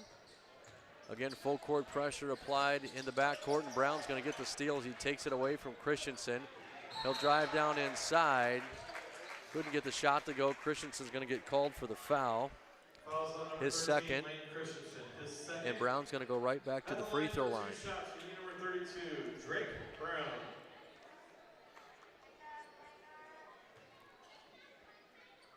About 10 seconds ran off the clock. There's a 1:16 left.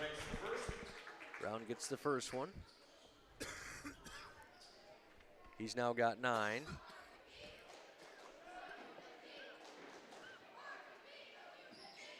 And he gets the second one as well. Perfect from the line both times. He's got now 10 points here in the first half. We approach the 1-minute mark left in the second quarter. Hayden Daggett deep in the corner, gets it to Bo Meyer. He'll drive down the free throw lane. Nice little scoop shot there by Meyer. He's got 10 in the game as well.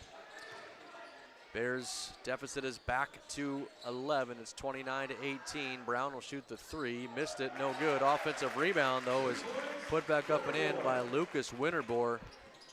Nobody boxed him out. He drove right down the lane, grabbed the board, and put it back up and in. And now we're going to get a foul called as Hayden Daggett drove to the middle. It's on Lawson Bear, his second personal, team's third. McCoy back into the game for the Bears, and Beck Hovey back in for Gretna East. 42.4 seconds left in the first half. Christensen looking to throw it in. He gets it into Meyer. Got a whistle and a foul called as Meyer tried to come down with the catch. That'll be on Carson Herman. Team's fourth for Herman, it's his second, so next one will put the Bears at the free throw line. Brody Boone will check in, Herman's gonna come out. And again, Christensen will throw it in right over in front of the Bears fans, and now this, pardon me, that wasn't Christensen, that was actually Brooks Ray that threw it in. Pass was mishandled, but a held ball will be called, and the Bears keep the possession. Devin Larson's going to check back in for Blair. He'll replace Ray. Nope, actually he's going to come in for Christensen. Larson will throw it in. Actually, pardon me, that's McCoy. I'll get my stuff together here. McCoy throws it in. Good catch by Larson in the backcourt. Up ahead to Meyer. Bo along the baseline, spins his way to the block, pushes his way into the free throw lane. Shot's no good, however. Levinson's got the rebound, but he turned it over in the backcourt as he dribbled it off of his foot. 25.2 seconds left in the first half. This last minute has kind of come to a grinding stop here. We'll see if the Bears try to hold it for the final shot. That's something that Chris Whitwer has tended to do in the past. Bennett McCoy's got it. Now near side to Ray. To Larson with 15 left in the half. Back to Ray. McCoy lost it on the catch, and a foul is going to be called on Bennett McCoy. Fouls on number 14, Bennett That'll be McCoy. his first. Griffins are in the bonus. So at Excuse the me, line, that's his two second. shots will be number 0, Beck Griffins in the bonus. Hovey to the line, shooting 2 with 10 seconds left. First one for Hovey is no good, so the score stays the same. It's 31-18. Bears down by 13. One more free throw coming here for Hovey. Missed that one as well. Ray up high for the rebound. Under 10 as Larson brings it across the timeline. Devin all the way to the glass, shot no good. Meyer almost had the rebound. Controlled by Gretna East. A last minute heave doesn't go, but the Griffins lead it by 13 as we head into our halftime break. 31-18 is the score. I'll turn it back over to Kelly, and we'll be back to recap the first half on BSDN Live. SEI Security Equipment Inc. is proud to be a part of the Blair Bears. They continue to support the students, the athletes, and the Blair Community Schools by helping provide opportunities through activities, the scoreboards, and all of the broadcasts that can be found on bsdnlive.com. You can learn more about them at seisecurity.com. Great Plains Communications is proud to be a part of the Blair Bears. They continue to support the students, the athletes, and the Blair Community Schools by helping provide opportunities through activities, the scoreboards, and all of the broadcasts that can be found right here on bsdnlive.com. You can learn more about Great Plains Communications on their website, gpccom.com. The Architects of Jackson Associates is proud to be a part of the Blair Bears. They continue to support the students, the athletes, and the Blair Community Schools by helping provide opportunities through activities, the scoreboards, and all of the broadcasts that can be found on bsdnlive.com and Blair Radio 94.7. You can learn more about Jackson Associates by going to their website, jackson-associates.com. RVR Bank is proud to be a part of the Blair Bears. They continue to support the students, the athletes, and the Blair Community Schools by helping provide opportunities through activities, the scoreboard, and all the broadcasts can be found on bsdnlive.com and 94.7 FM Blair Radio. You can learn more about RVR Bank by going to their website, rvr.bank. Tax and Business Consultants is a proud sponsor and proud to be a part of the Blair Bears. They continue to support the students, the athletes, and the Blair Community Schools by helping provide opportunities through activities, the scoreboards, and all of the broadcasts that can be found right here on bsdnlive.com. You can learn more about Tax and Business Consultants on their website, taxandbusinessconsultants.com. Yes, we were able to watch the Blair High Sparks dance team. Not able to listen to the music because of copyright issues, Right. but again, able to show you as much as we possibly can right here on BSDN Live. It's halftime as the Bears are trailing behind the Gretna East Griffins, and what a first half it was. Kind of resembles the opposite of what happened for the ladies earlier. Yeah, it almost looked like it was definitely going to be a flip-flop, although the Bears got their offense going just a little bit more than what we saw from Gretna East girls' offense in their first half, but they're still down by 13. 6 players have points so far for Gretna East. Drake Brown leads the way. He's got 10. 6 points for Connor Levinson. 3 players with 4. Lucas Winterbore, Carson Herman, and Lawson Bear. And then Brody Boone has 3. 18 in the first quarter, 13 in the second quarter for Gretna East. And for Blair, 4 players in the books. Bo Meyer has 10. Thomas LeGrand and Bennett McCoy with 3 each. And Devin Larson's got 2. Blair scored 5 in the first quarter and 13 in the second quarter. So they played even with Gretna East in that second quarter, but down by 13 at the end of the first quarter. And of course, the math works out. They're down by 13 at halftime. So I don't know, if you're the Bears, you really got to start to try to find some offense from somewhere besides Bo Meyer. And you start to look at the rest of their starting lineup. No points so far from Brevin Leggett or Hayden Daggett or Aiden Slominski. So nice that LeGrand and McCoy could come off the bench and provide some offense. Well, But Bears need to find it from somewhere else. I was going to say, get that offense. There's some quite a few open threes for the Griffins there that really kind of opened it up right away.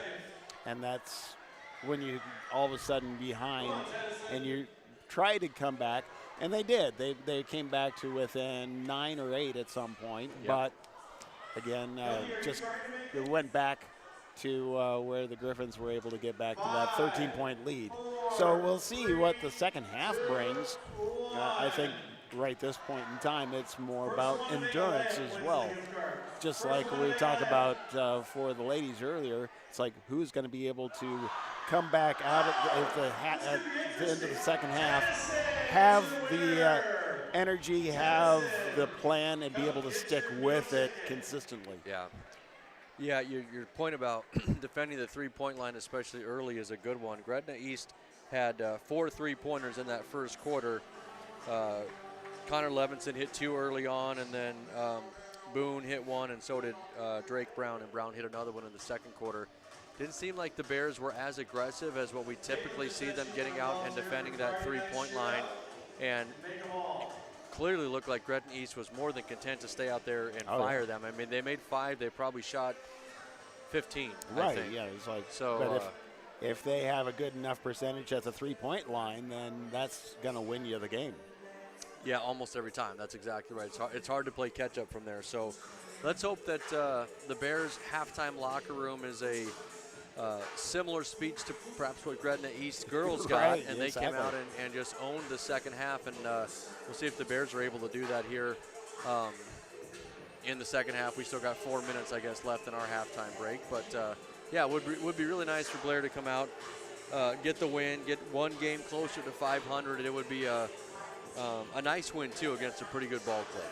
Well, we're late enough in the season that it's really looking at, like we discussed with for the ladies, the sub-districts and districts just a couple weeks away. And really, how do we play in order to be able to put ourselves in a really good position getting into those games and being able to be in the better brackets?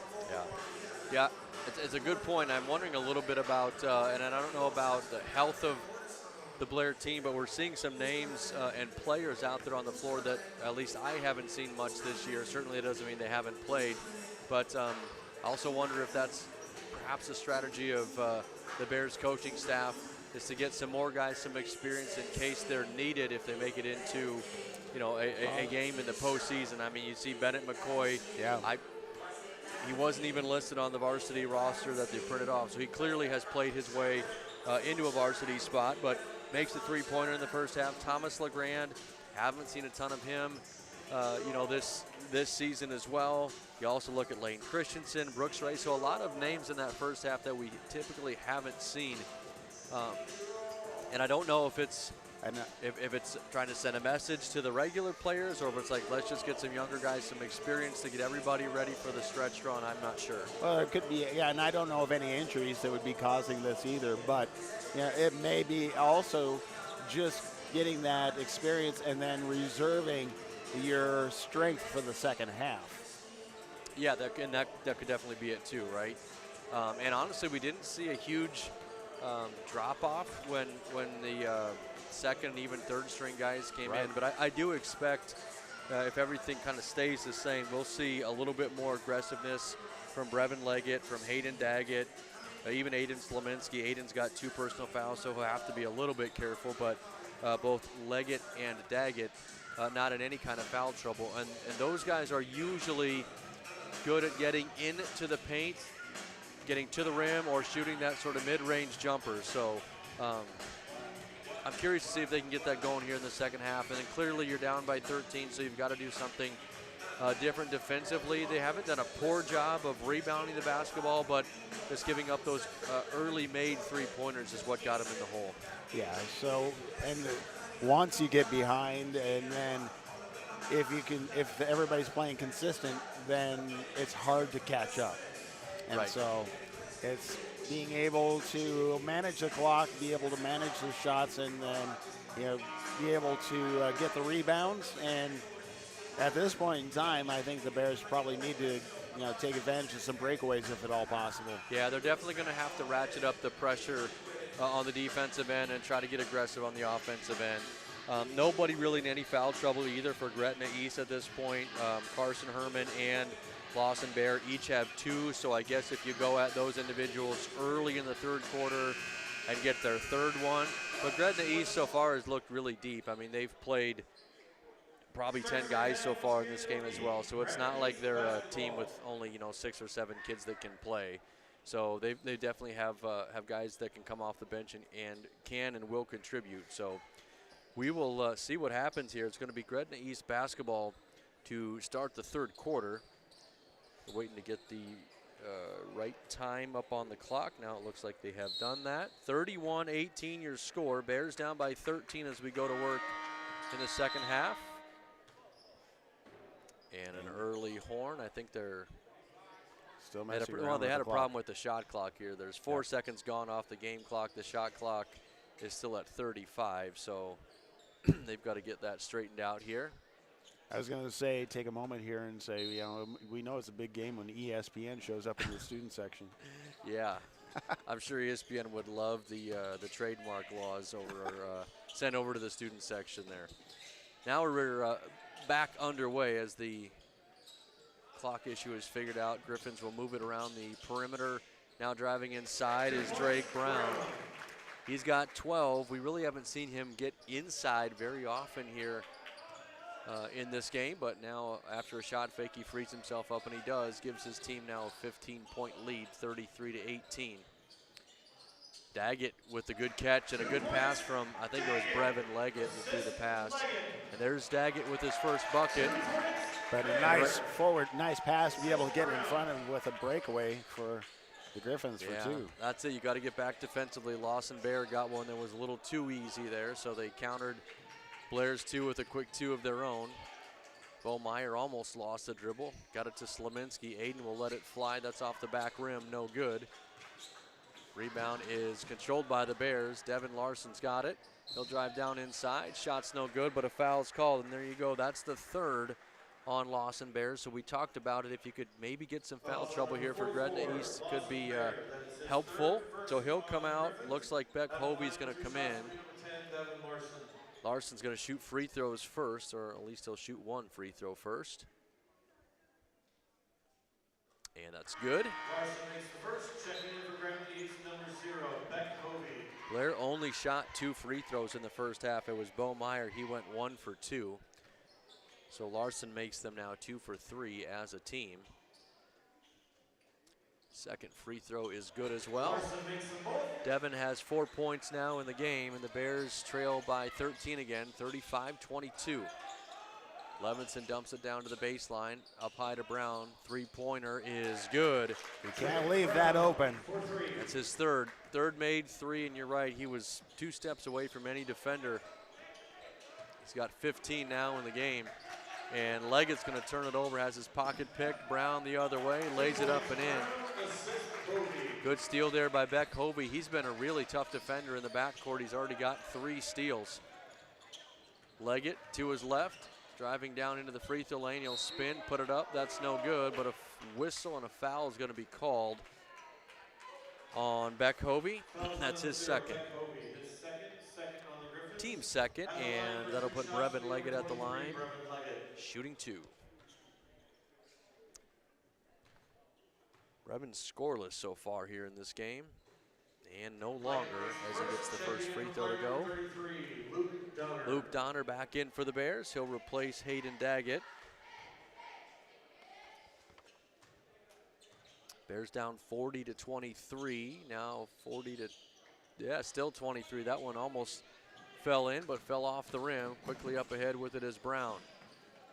Around the perimeter, Levinson will shoot the 3. In and out, no good. Leggett with a good defensive rebound, excuse me. Brevin quickly up ahead underneath the Donner. Thought maybe he stepped on the baseline, but they'll call a blocking foul instead.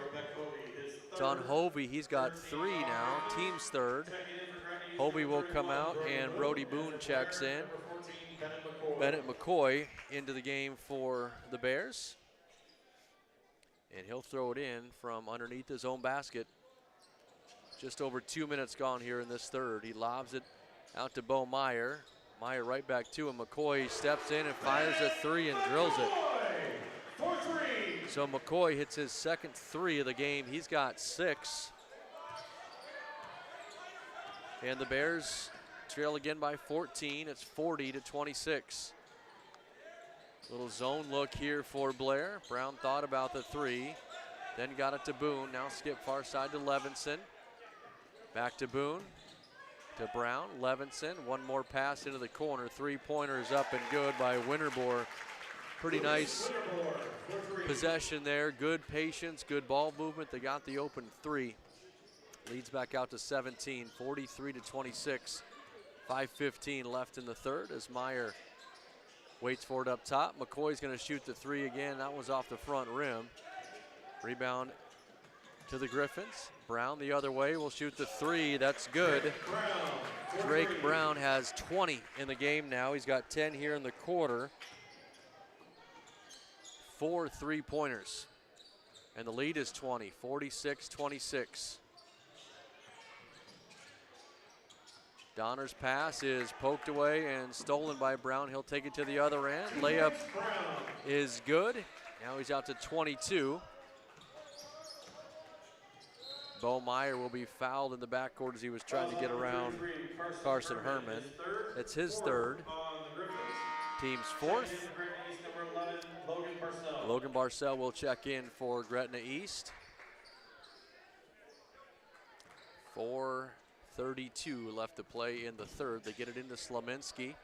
Bears down 48-26, and they're going to get a backcourt violation as Slominski passed it to Devin Larson, who just had not established himself in the front court yet. Daggett back into the game. He'll replace Bo Meyer.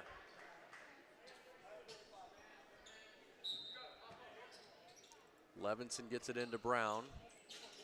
Quickly around the perimeter. Boone's got it in the corner. Boone up high to Winterbore. Bounce pass, it's Levinson again with it. Now Brown, who's been hot here in the quarter. Slominski's going to try and slow him down.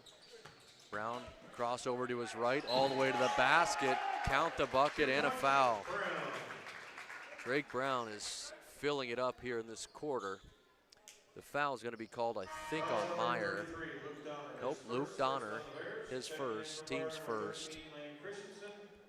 At the line for 1 shot will be number 32, Drake Brown. 14 in the quarter for Brown. Now 15 as he gets that one to go. That, I believe, gives him 25 now in the game.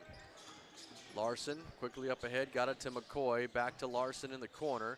Devin driving down inside, good aggressive take. He's going to be fouled. He'll go to the free throw line. Fouls on number 32. Fouls on Brown is his first personal.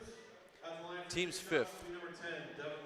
Midway now, exactly 4 minutes left to play in the quarter. Devin Larson at the line, shooting 2 for the Bears. First one is no good. Devin now 2 for 3 from the line here in the game. He's got 4 points. He'll shoot one more time. That one's good. So he's got 5. Bears, however, trail it by 24 points, 51-27. Gretna East has really erupted here in this quarter thanks to Drake Brown. Good steal there by Devin Larson. Up ahead, Larson attacks the basket and finish. Good job there by Larson. Continuing to stay aggressive, makes it 51-29. And that pass along the baseline is tipped. Out of bounds, it will stay with the Griffins. Drake Brown will throw it in. Gets it into Levinson. He'll drive to the block. Right-hand floater, a little bit long, no good. McCoy had the rebound, but it was ripped away from him inside there by Carver Fritchen, and then he was fouled. Foul is going to be called on McCoy. His third, team's second, and that should put Carver Fritchen at the line, shooting 2 with 3:28 left in the quarter. First one is off the back rim, no good. LeGrand back into the game for the Bears, and so is Brooks Ray.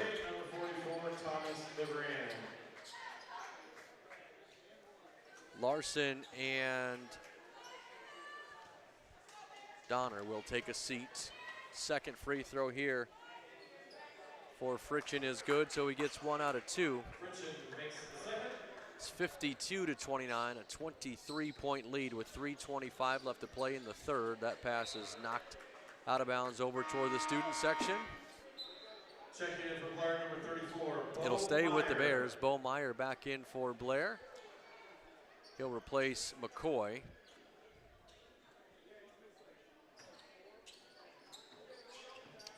Inbounds comes in to Hayden Daggett. Now it's Ray with it. To Meyer. Daggett again. Hayden spins down to the elbow, puts it up off glass, no good. Meyer kept the rebound alive. Daggett got it, put it back up, also missed, and now a foul called on the rebound. They may get Gretna East with the foul. That is the case. Fouls on number 3, Jackson Adeas. It's on Jackson Adeas. Bears are in the bonus. His first, team's 6th.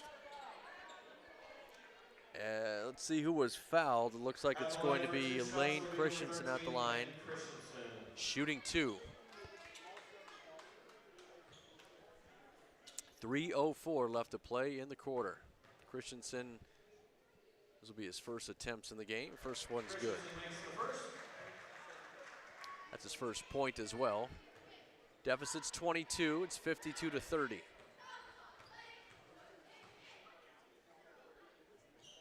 Second one's also good.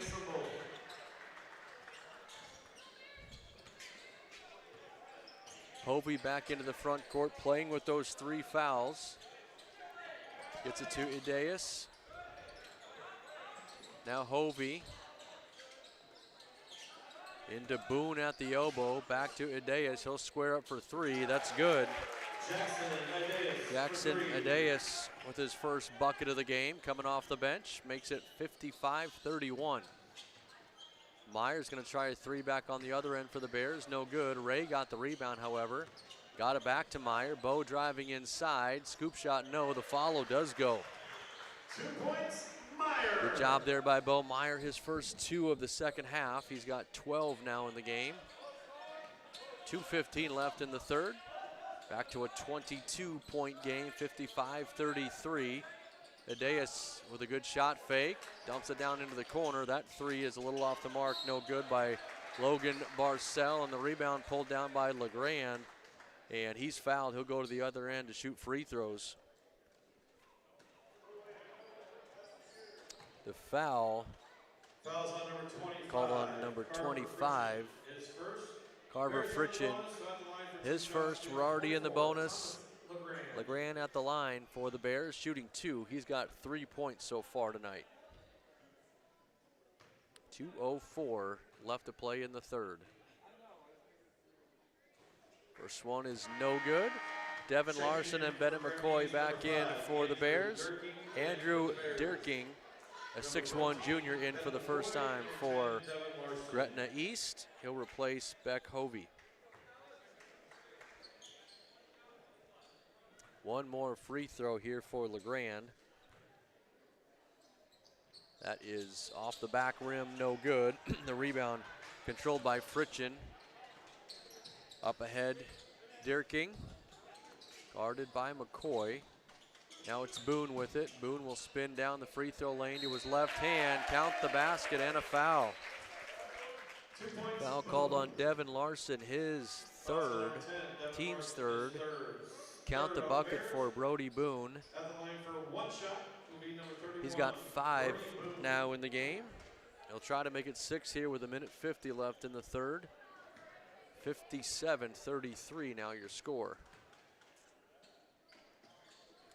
Free throw is in and out, no good, so the lead remains 24 for the Griffins. Larson across the timeline, step back 3, that's no good. Boone's got the rebound. It's 4-on-2 the other way. Boone out into the corner, 3-pointer up, short, no good by Deerking. Got his own rebound, but traveled with it as he was knocked to the floor. Aiden Slominski back in for the Bears. He'll replace Lane Christensen. Now McCoy will inbound it with 1:30 left in the quarter. Devin Larson brings it up the floor. Left side to LeGrand, 3-pointer on the way. That's short, no good. Rebound controlled by the Griffins. A lot of contact as Boone drives inside, no whistle. Bears get the turnover. Quickly the other way comes Larson. To Slominski. Aiden down the middle, and a blocking foul is going to be called on the Griffins. Let's see who. Fouls on number 3, Jackson Adeas. It's on Jackson Adeas, his second. Slominski back to the line, or excuse me, to the line for the first time. Shooting 2 with 1 minute left in the quarter. First one is in and out, no good. Number 33, Luke Donner. Donner checks back in for the Bears, and he'll replace LeGrand.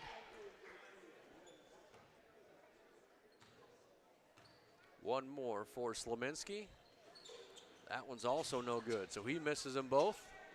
Bears haven't done themselves any favors at the free throw line here in the quarter. Under a minute now left to play as Boone brings it across the timeline. And his pass is almost intercepted. Good hustle there by Deerking. Now it's Adeas with it on the wing. Deerking will shoot the 3. Back rim, no good. Meyer with a good catch and a quick outlet up ahead to Donner. Now it's McCoy. He'll put it up off glass and in. Bennett McCoy's got 8 now in the game. Good pass there by Donner, but everybody fell asleep back on the other end.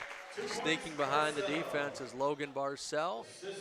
Good catch, good finish. He's fouled. He's going to go to the line to try to complete the 3-point play. Fouls on number 14, Bennett McCoy. That is his 4th. McCoy picks up the foul. He's got 4. So he's getting his money's worth out there tonight coming off the bench. Barcel to the line to try to complete the 3-point play. And the lefty knocks it down. So Barcel adds another one. His team leads it 59-35. McCoy comes out into the game for him. Cole Ryden, a 6', 2-inch freshman, in for the first time. Meyer with it inside. His bounce pass is taken away. Boone's got it in the backcourt. All the way across the timeline, and he's hounded the whole way. Ball still loose on the floor. 2 to shoot. 3-pointer at the buzzer off the back rim. No good by Fritchen, and we'll head to the 4th quarter.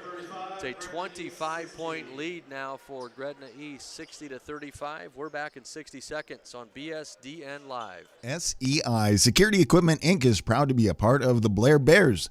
They continue to support the students, the athletes, and the Blair Community Schools by helping provide opportunities through activities, the scoreboards, and all of the broadcasts that can be found on bsdnlive.com.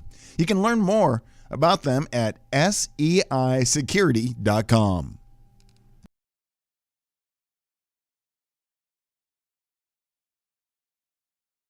Great Plains Communications is proud to be a part of the Blair Bears. They continue to support the students, the athletes, and the Blair Community Schools by helping provide opportunities through activities, the scoreboards, and all of the broadcasts that can be found right here on bsdnlive.com. You can learn more about Great Plains Communications on their website, gpccom.com.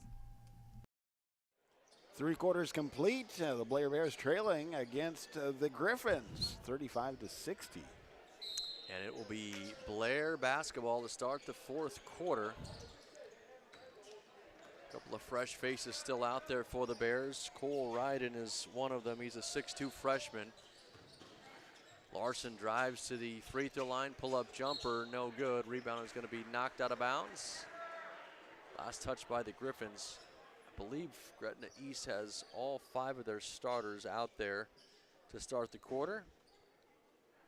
See how long Coach Cooper Anthony keeps it that way. Ball's inbounded to Slominski. Aiden with a good crossover to drive down the free throw lane and a finish. His first 2 of the game. Good aggressive take there. Makes it 23-point game, 60-37. Drake Brown's got it at the top of the key. He'll drive down the free throw lane. Scoop left-hand layup, no good. Meyer with the rebound for the Bears.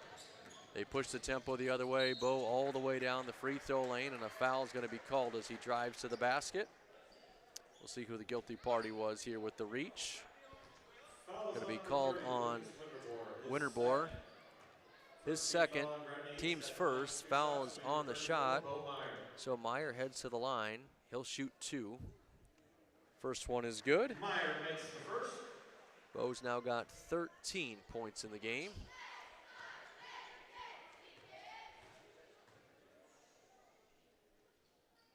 Second free throw is also good. Down to a 21-point lead for Gretna East, 60-39.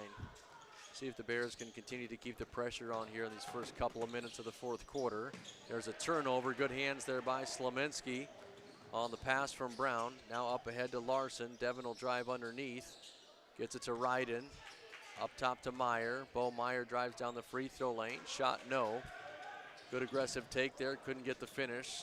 Now he fell down in the backcourt, so numbers for Gretna East. Bear with it inside, out to Levinson.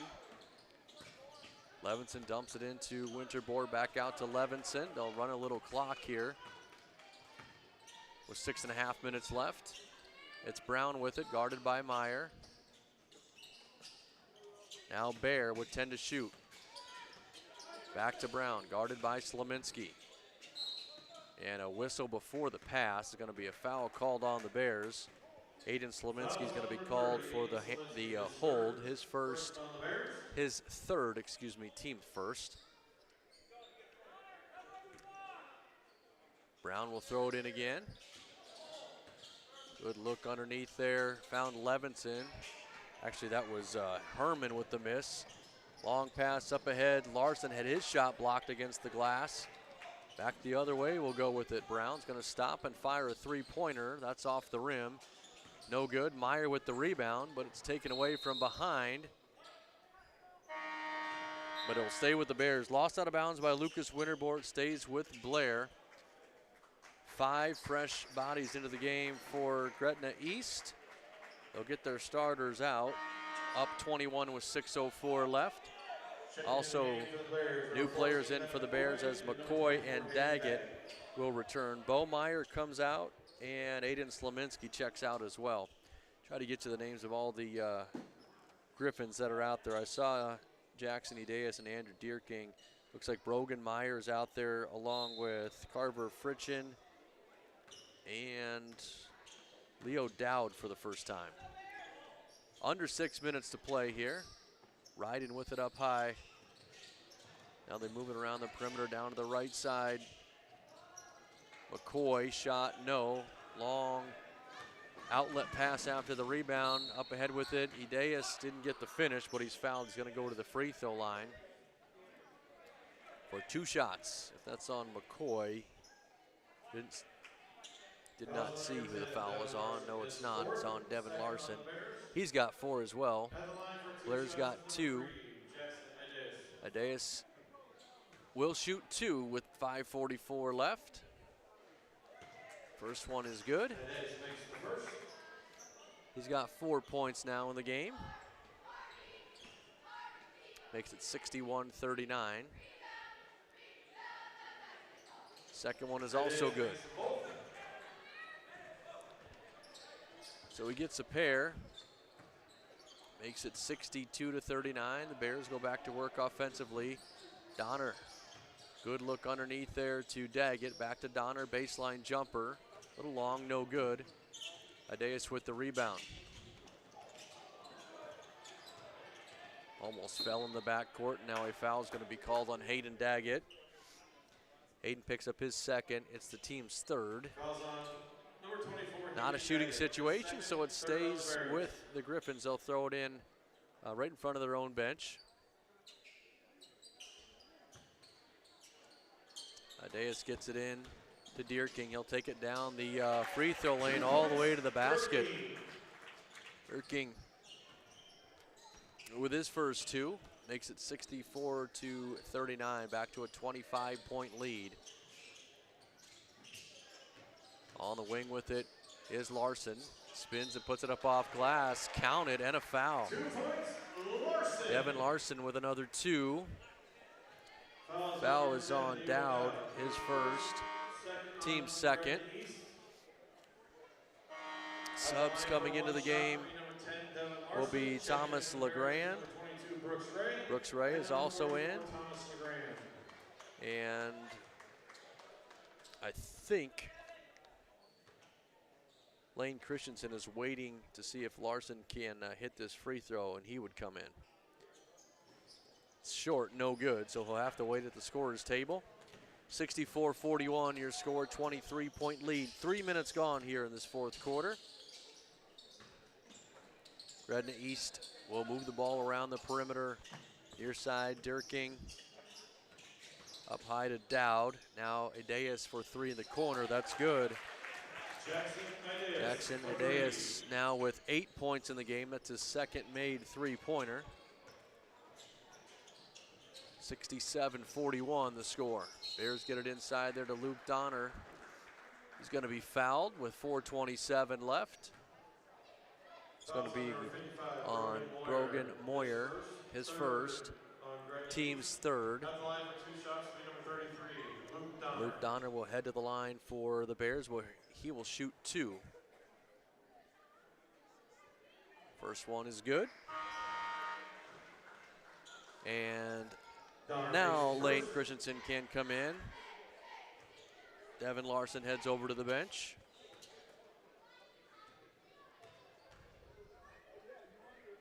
And the second free throw is off the back rim, no good.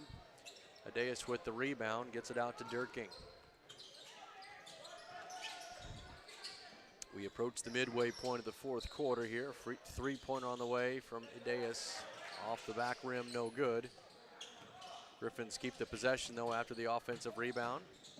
Deerking drives inside, leaves it for Adeus. Now back to Deerking, skips it far side. That's Fritchen with it. Nice look underneath there to Deerking.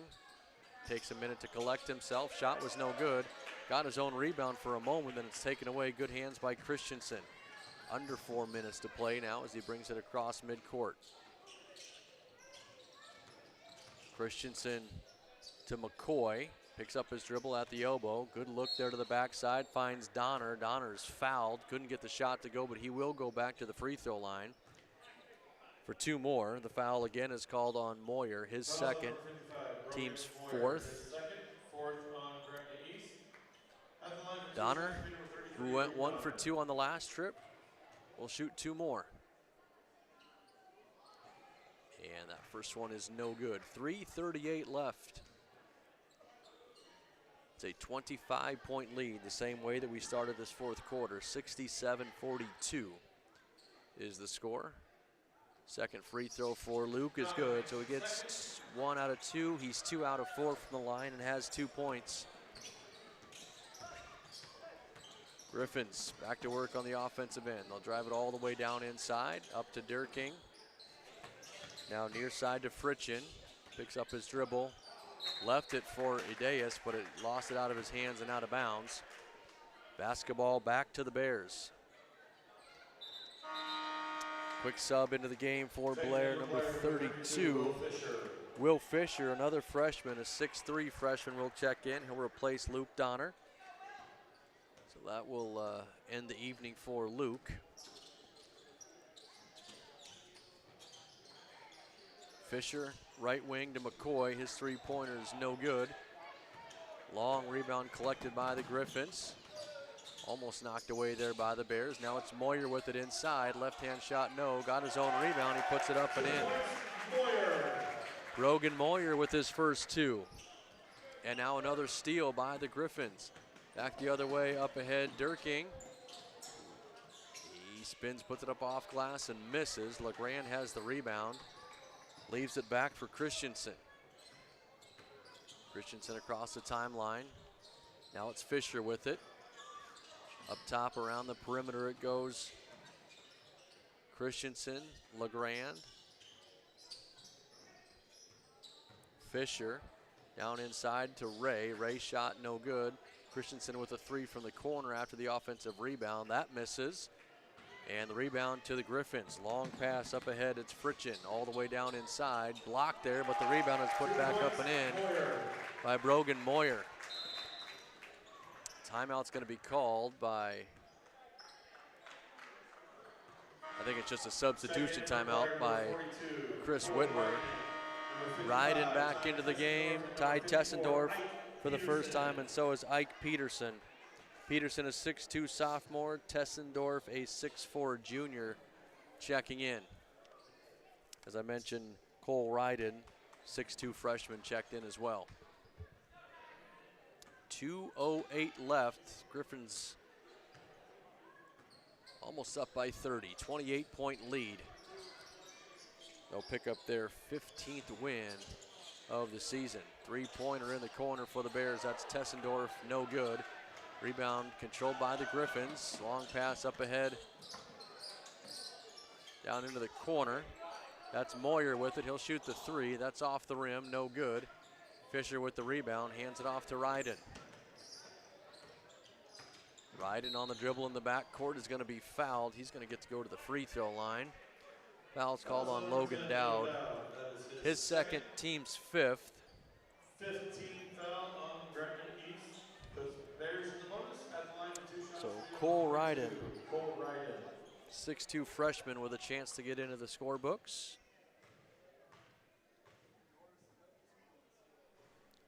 That one is good.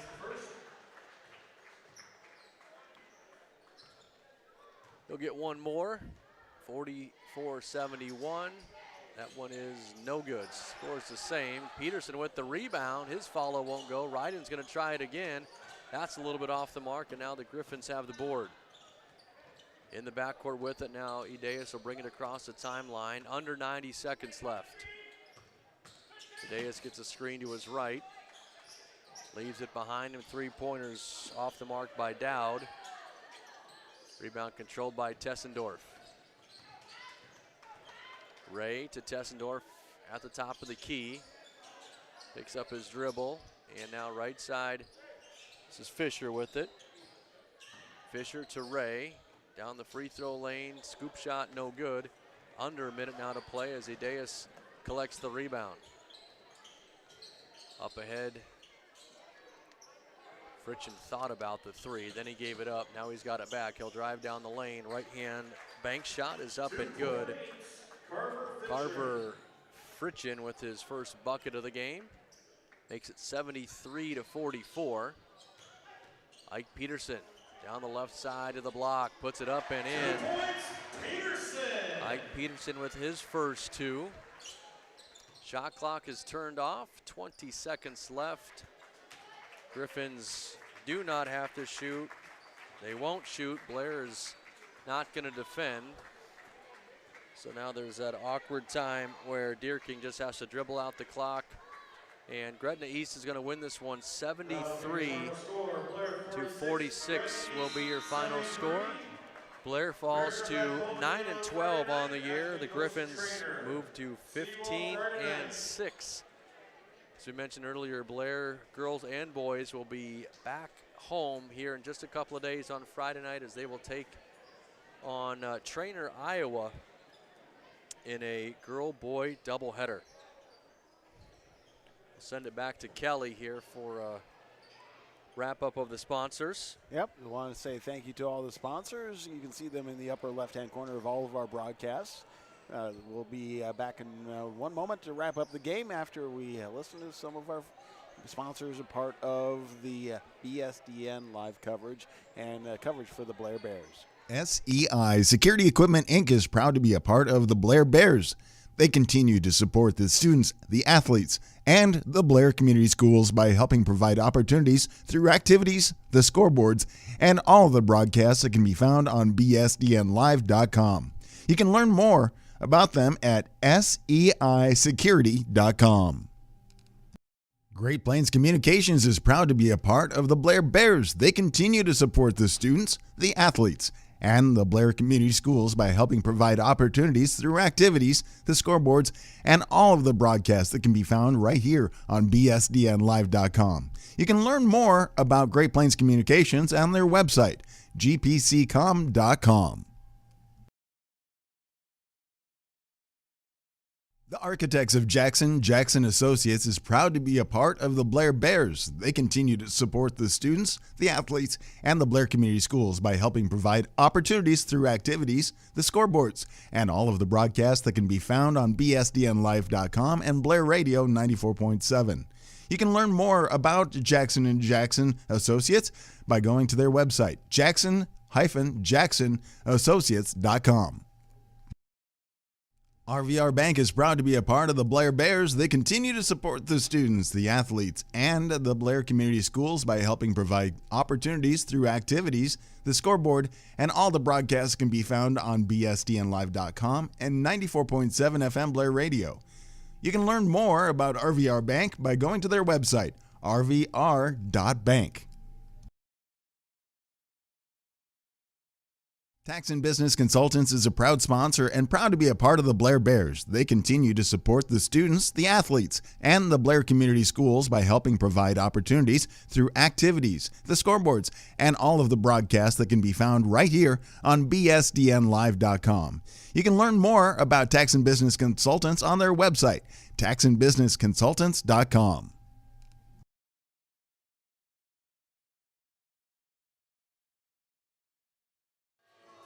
Welcome back as we have wrapped up 2 games for the Blair Bears. A heartbreaking evening for both the boys and girls. The girls really close in being able to hold on to that one, but the Griffins pull it off on both sides. Yeah, and the boys' game was not close, as you said. It was 13-point game at halftime, and then Gretna East outscored Blair 42-28 in the second half to win it 73-46. Blair had one score in double figures. It was Bo Meyer. He had 14. Devin Larson finished with 9. Bennett McCoy had 8 off of the bench. 3 points for Thomas LeGrand. 2 points for Lane Christensen, Hayden Daggett, Aiden Slaminski, Luke Donner, and Ike Peterson. 1 point for Brevin Leggett and 1 point for Cole Ryden. 18 in the first half for the Bears, 28 in the second half. For Gretna East, they were led by Drake Brown. He had 25 points, with 15 of them coming after halftime. He actually was their only double-digit scorer. They scored 73 points. That means a lot of other players scored. Jackson Adeas had 8, 7 points for Lucas Winterbor, 6 for Connor Levinson, and for Lawson Bear.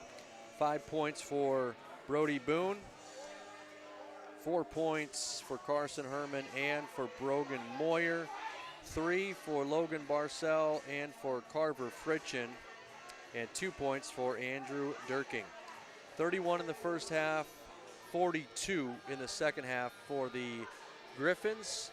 As I mentioned, they're now 15-6. Blair is 9-12. And as we talked about earlier, the boys and girls will play here at home in 3 days against Trainer, Iowa. Yep, and then they head onto the road Saturday and come back home a week from today. So yep, 3 regular season games left for both. Follow right here on BSDN Live as we continue to bring you coverage of the Blair Bears. Again, I always want to say thank you to all the sponsors, part of the Blair Bears sponsorship. You can see them always in the upper left-hand corner of all of our broadcasts. Now we're looking towards districts, sub-districts, districts, and state. We'll see how things play out as they continue on. But right around the corner, we're looking at springtime and baseball and soccer and all that stuff is coming up. So a very active spring coming up very soon. So you can watch it all right here. You know, yeah, it's really felt like spring weather this last couple days. So. Yeah, I was going to say, Phil said we're going to have 6 more weeks of winter. I can handle 6 more weeks of winter like this. Yeah, if this is winter, we'll take it. That's exactly. right. That's well, right. Thank you, Brian Abrahams, for always doing a great job and bringing the game to life right here. Yeah, absolutely, my pleasure. Love doing it. Love watching the Bears, and nights like this are tough, but they'll bounce back for sure on Friday, and we'll come back ready to go for another couple wins. All right, and that's going to wrap things up here. Thank you for being a part of our broadcast right here on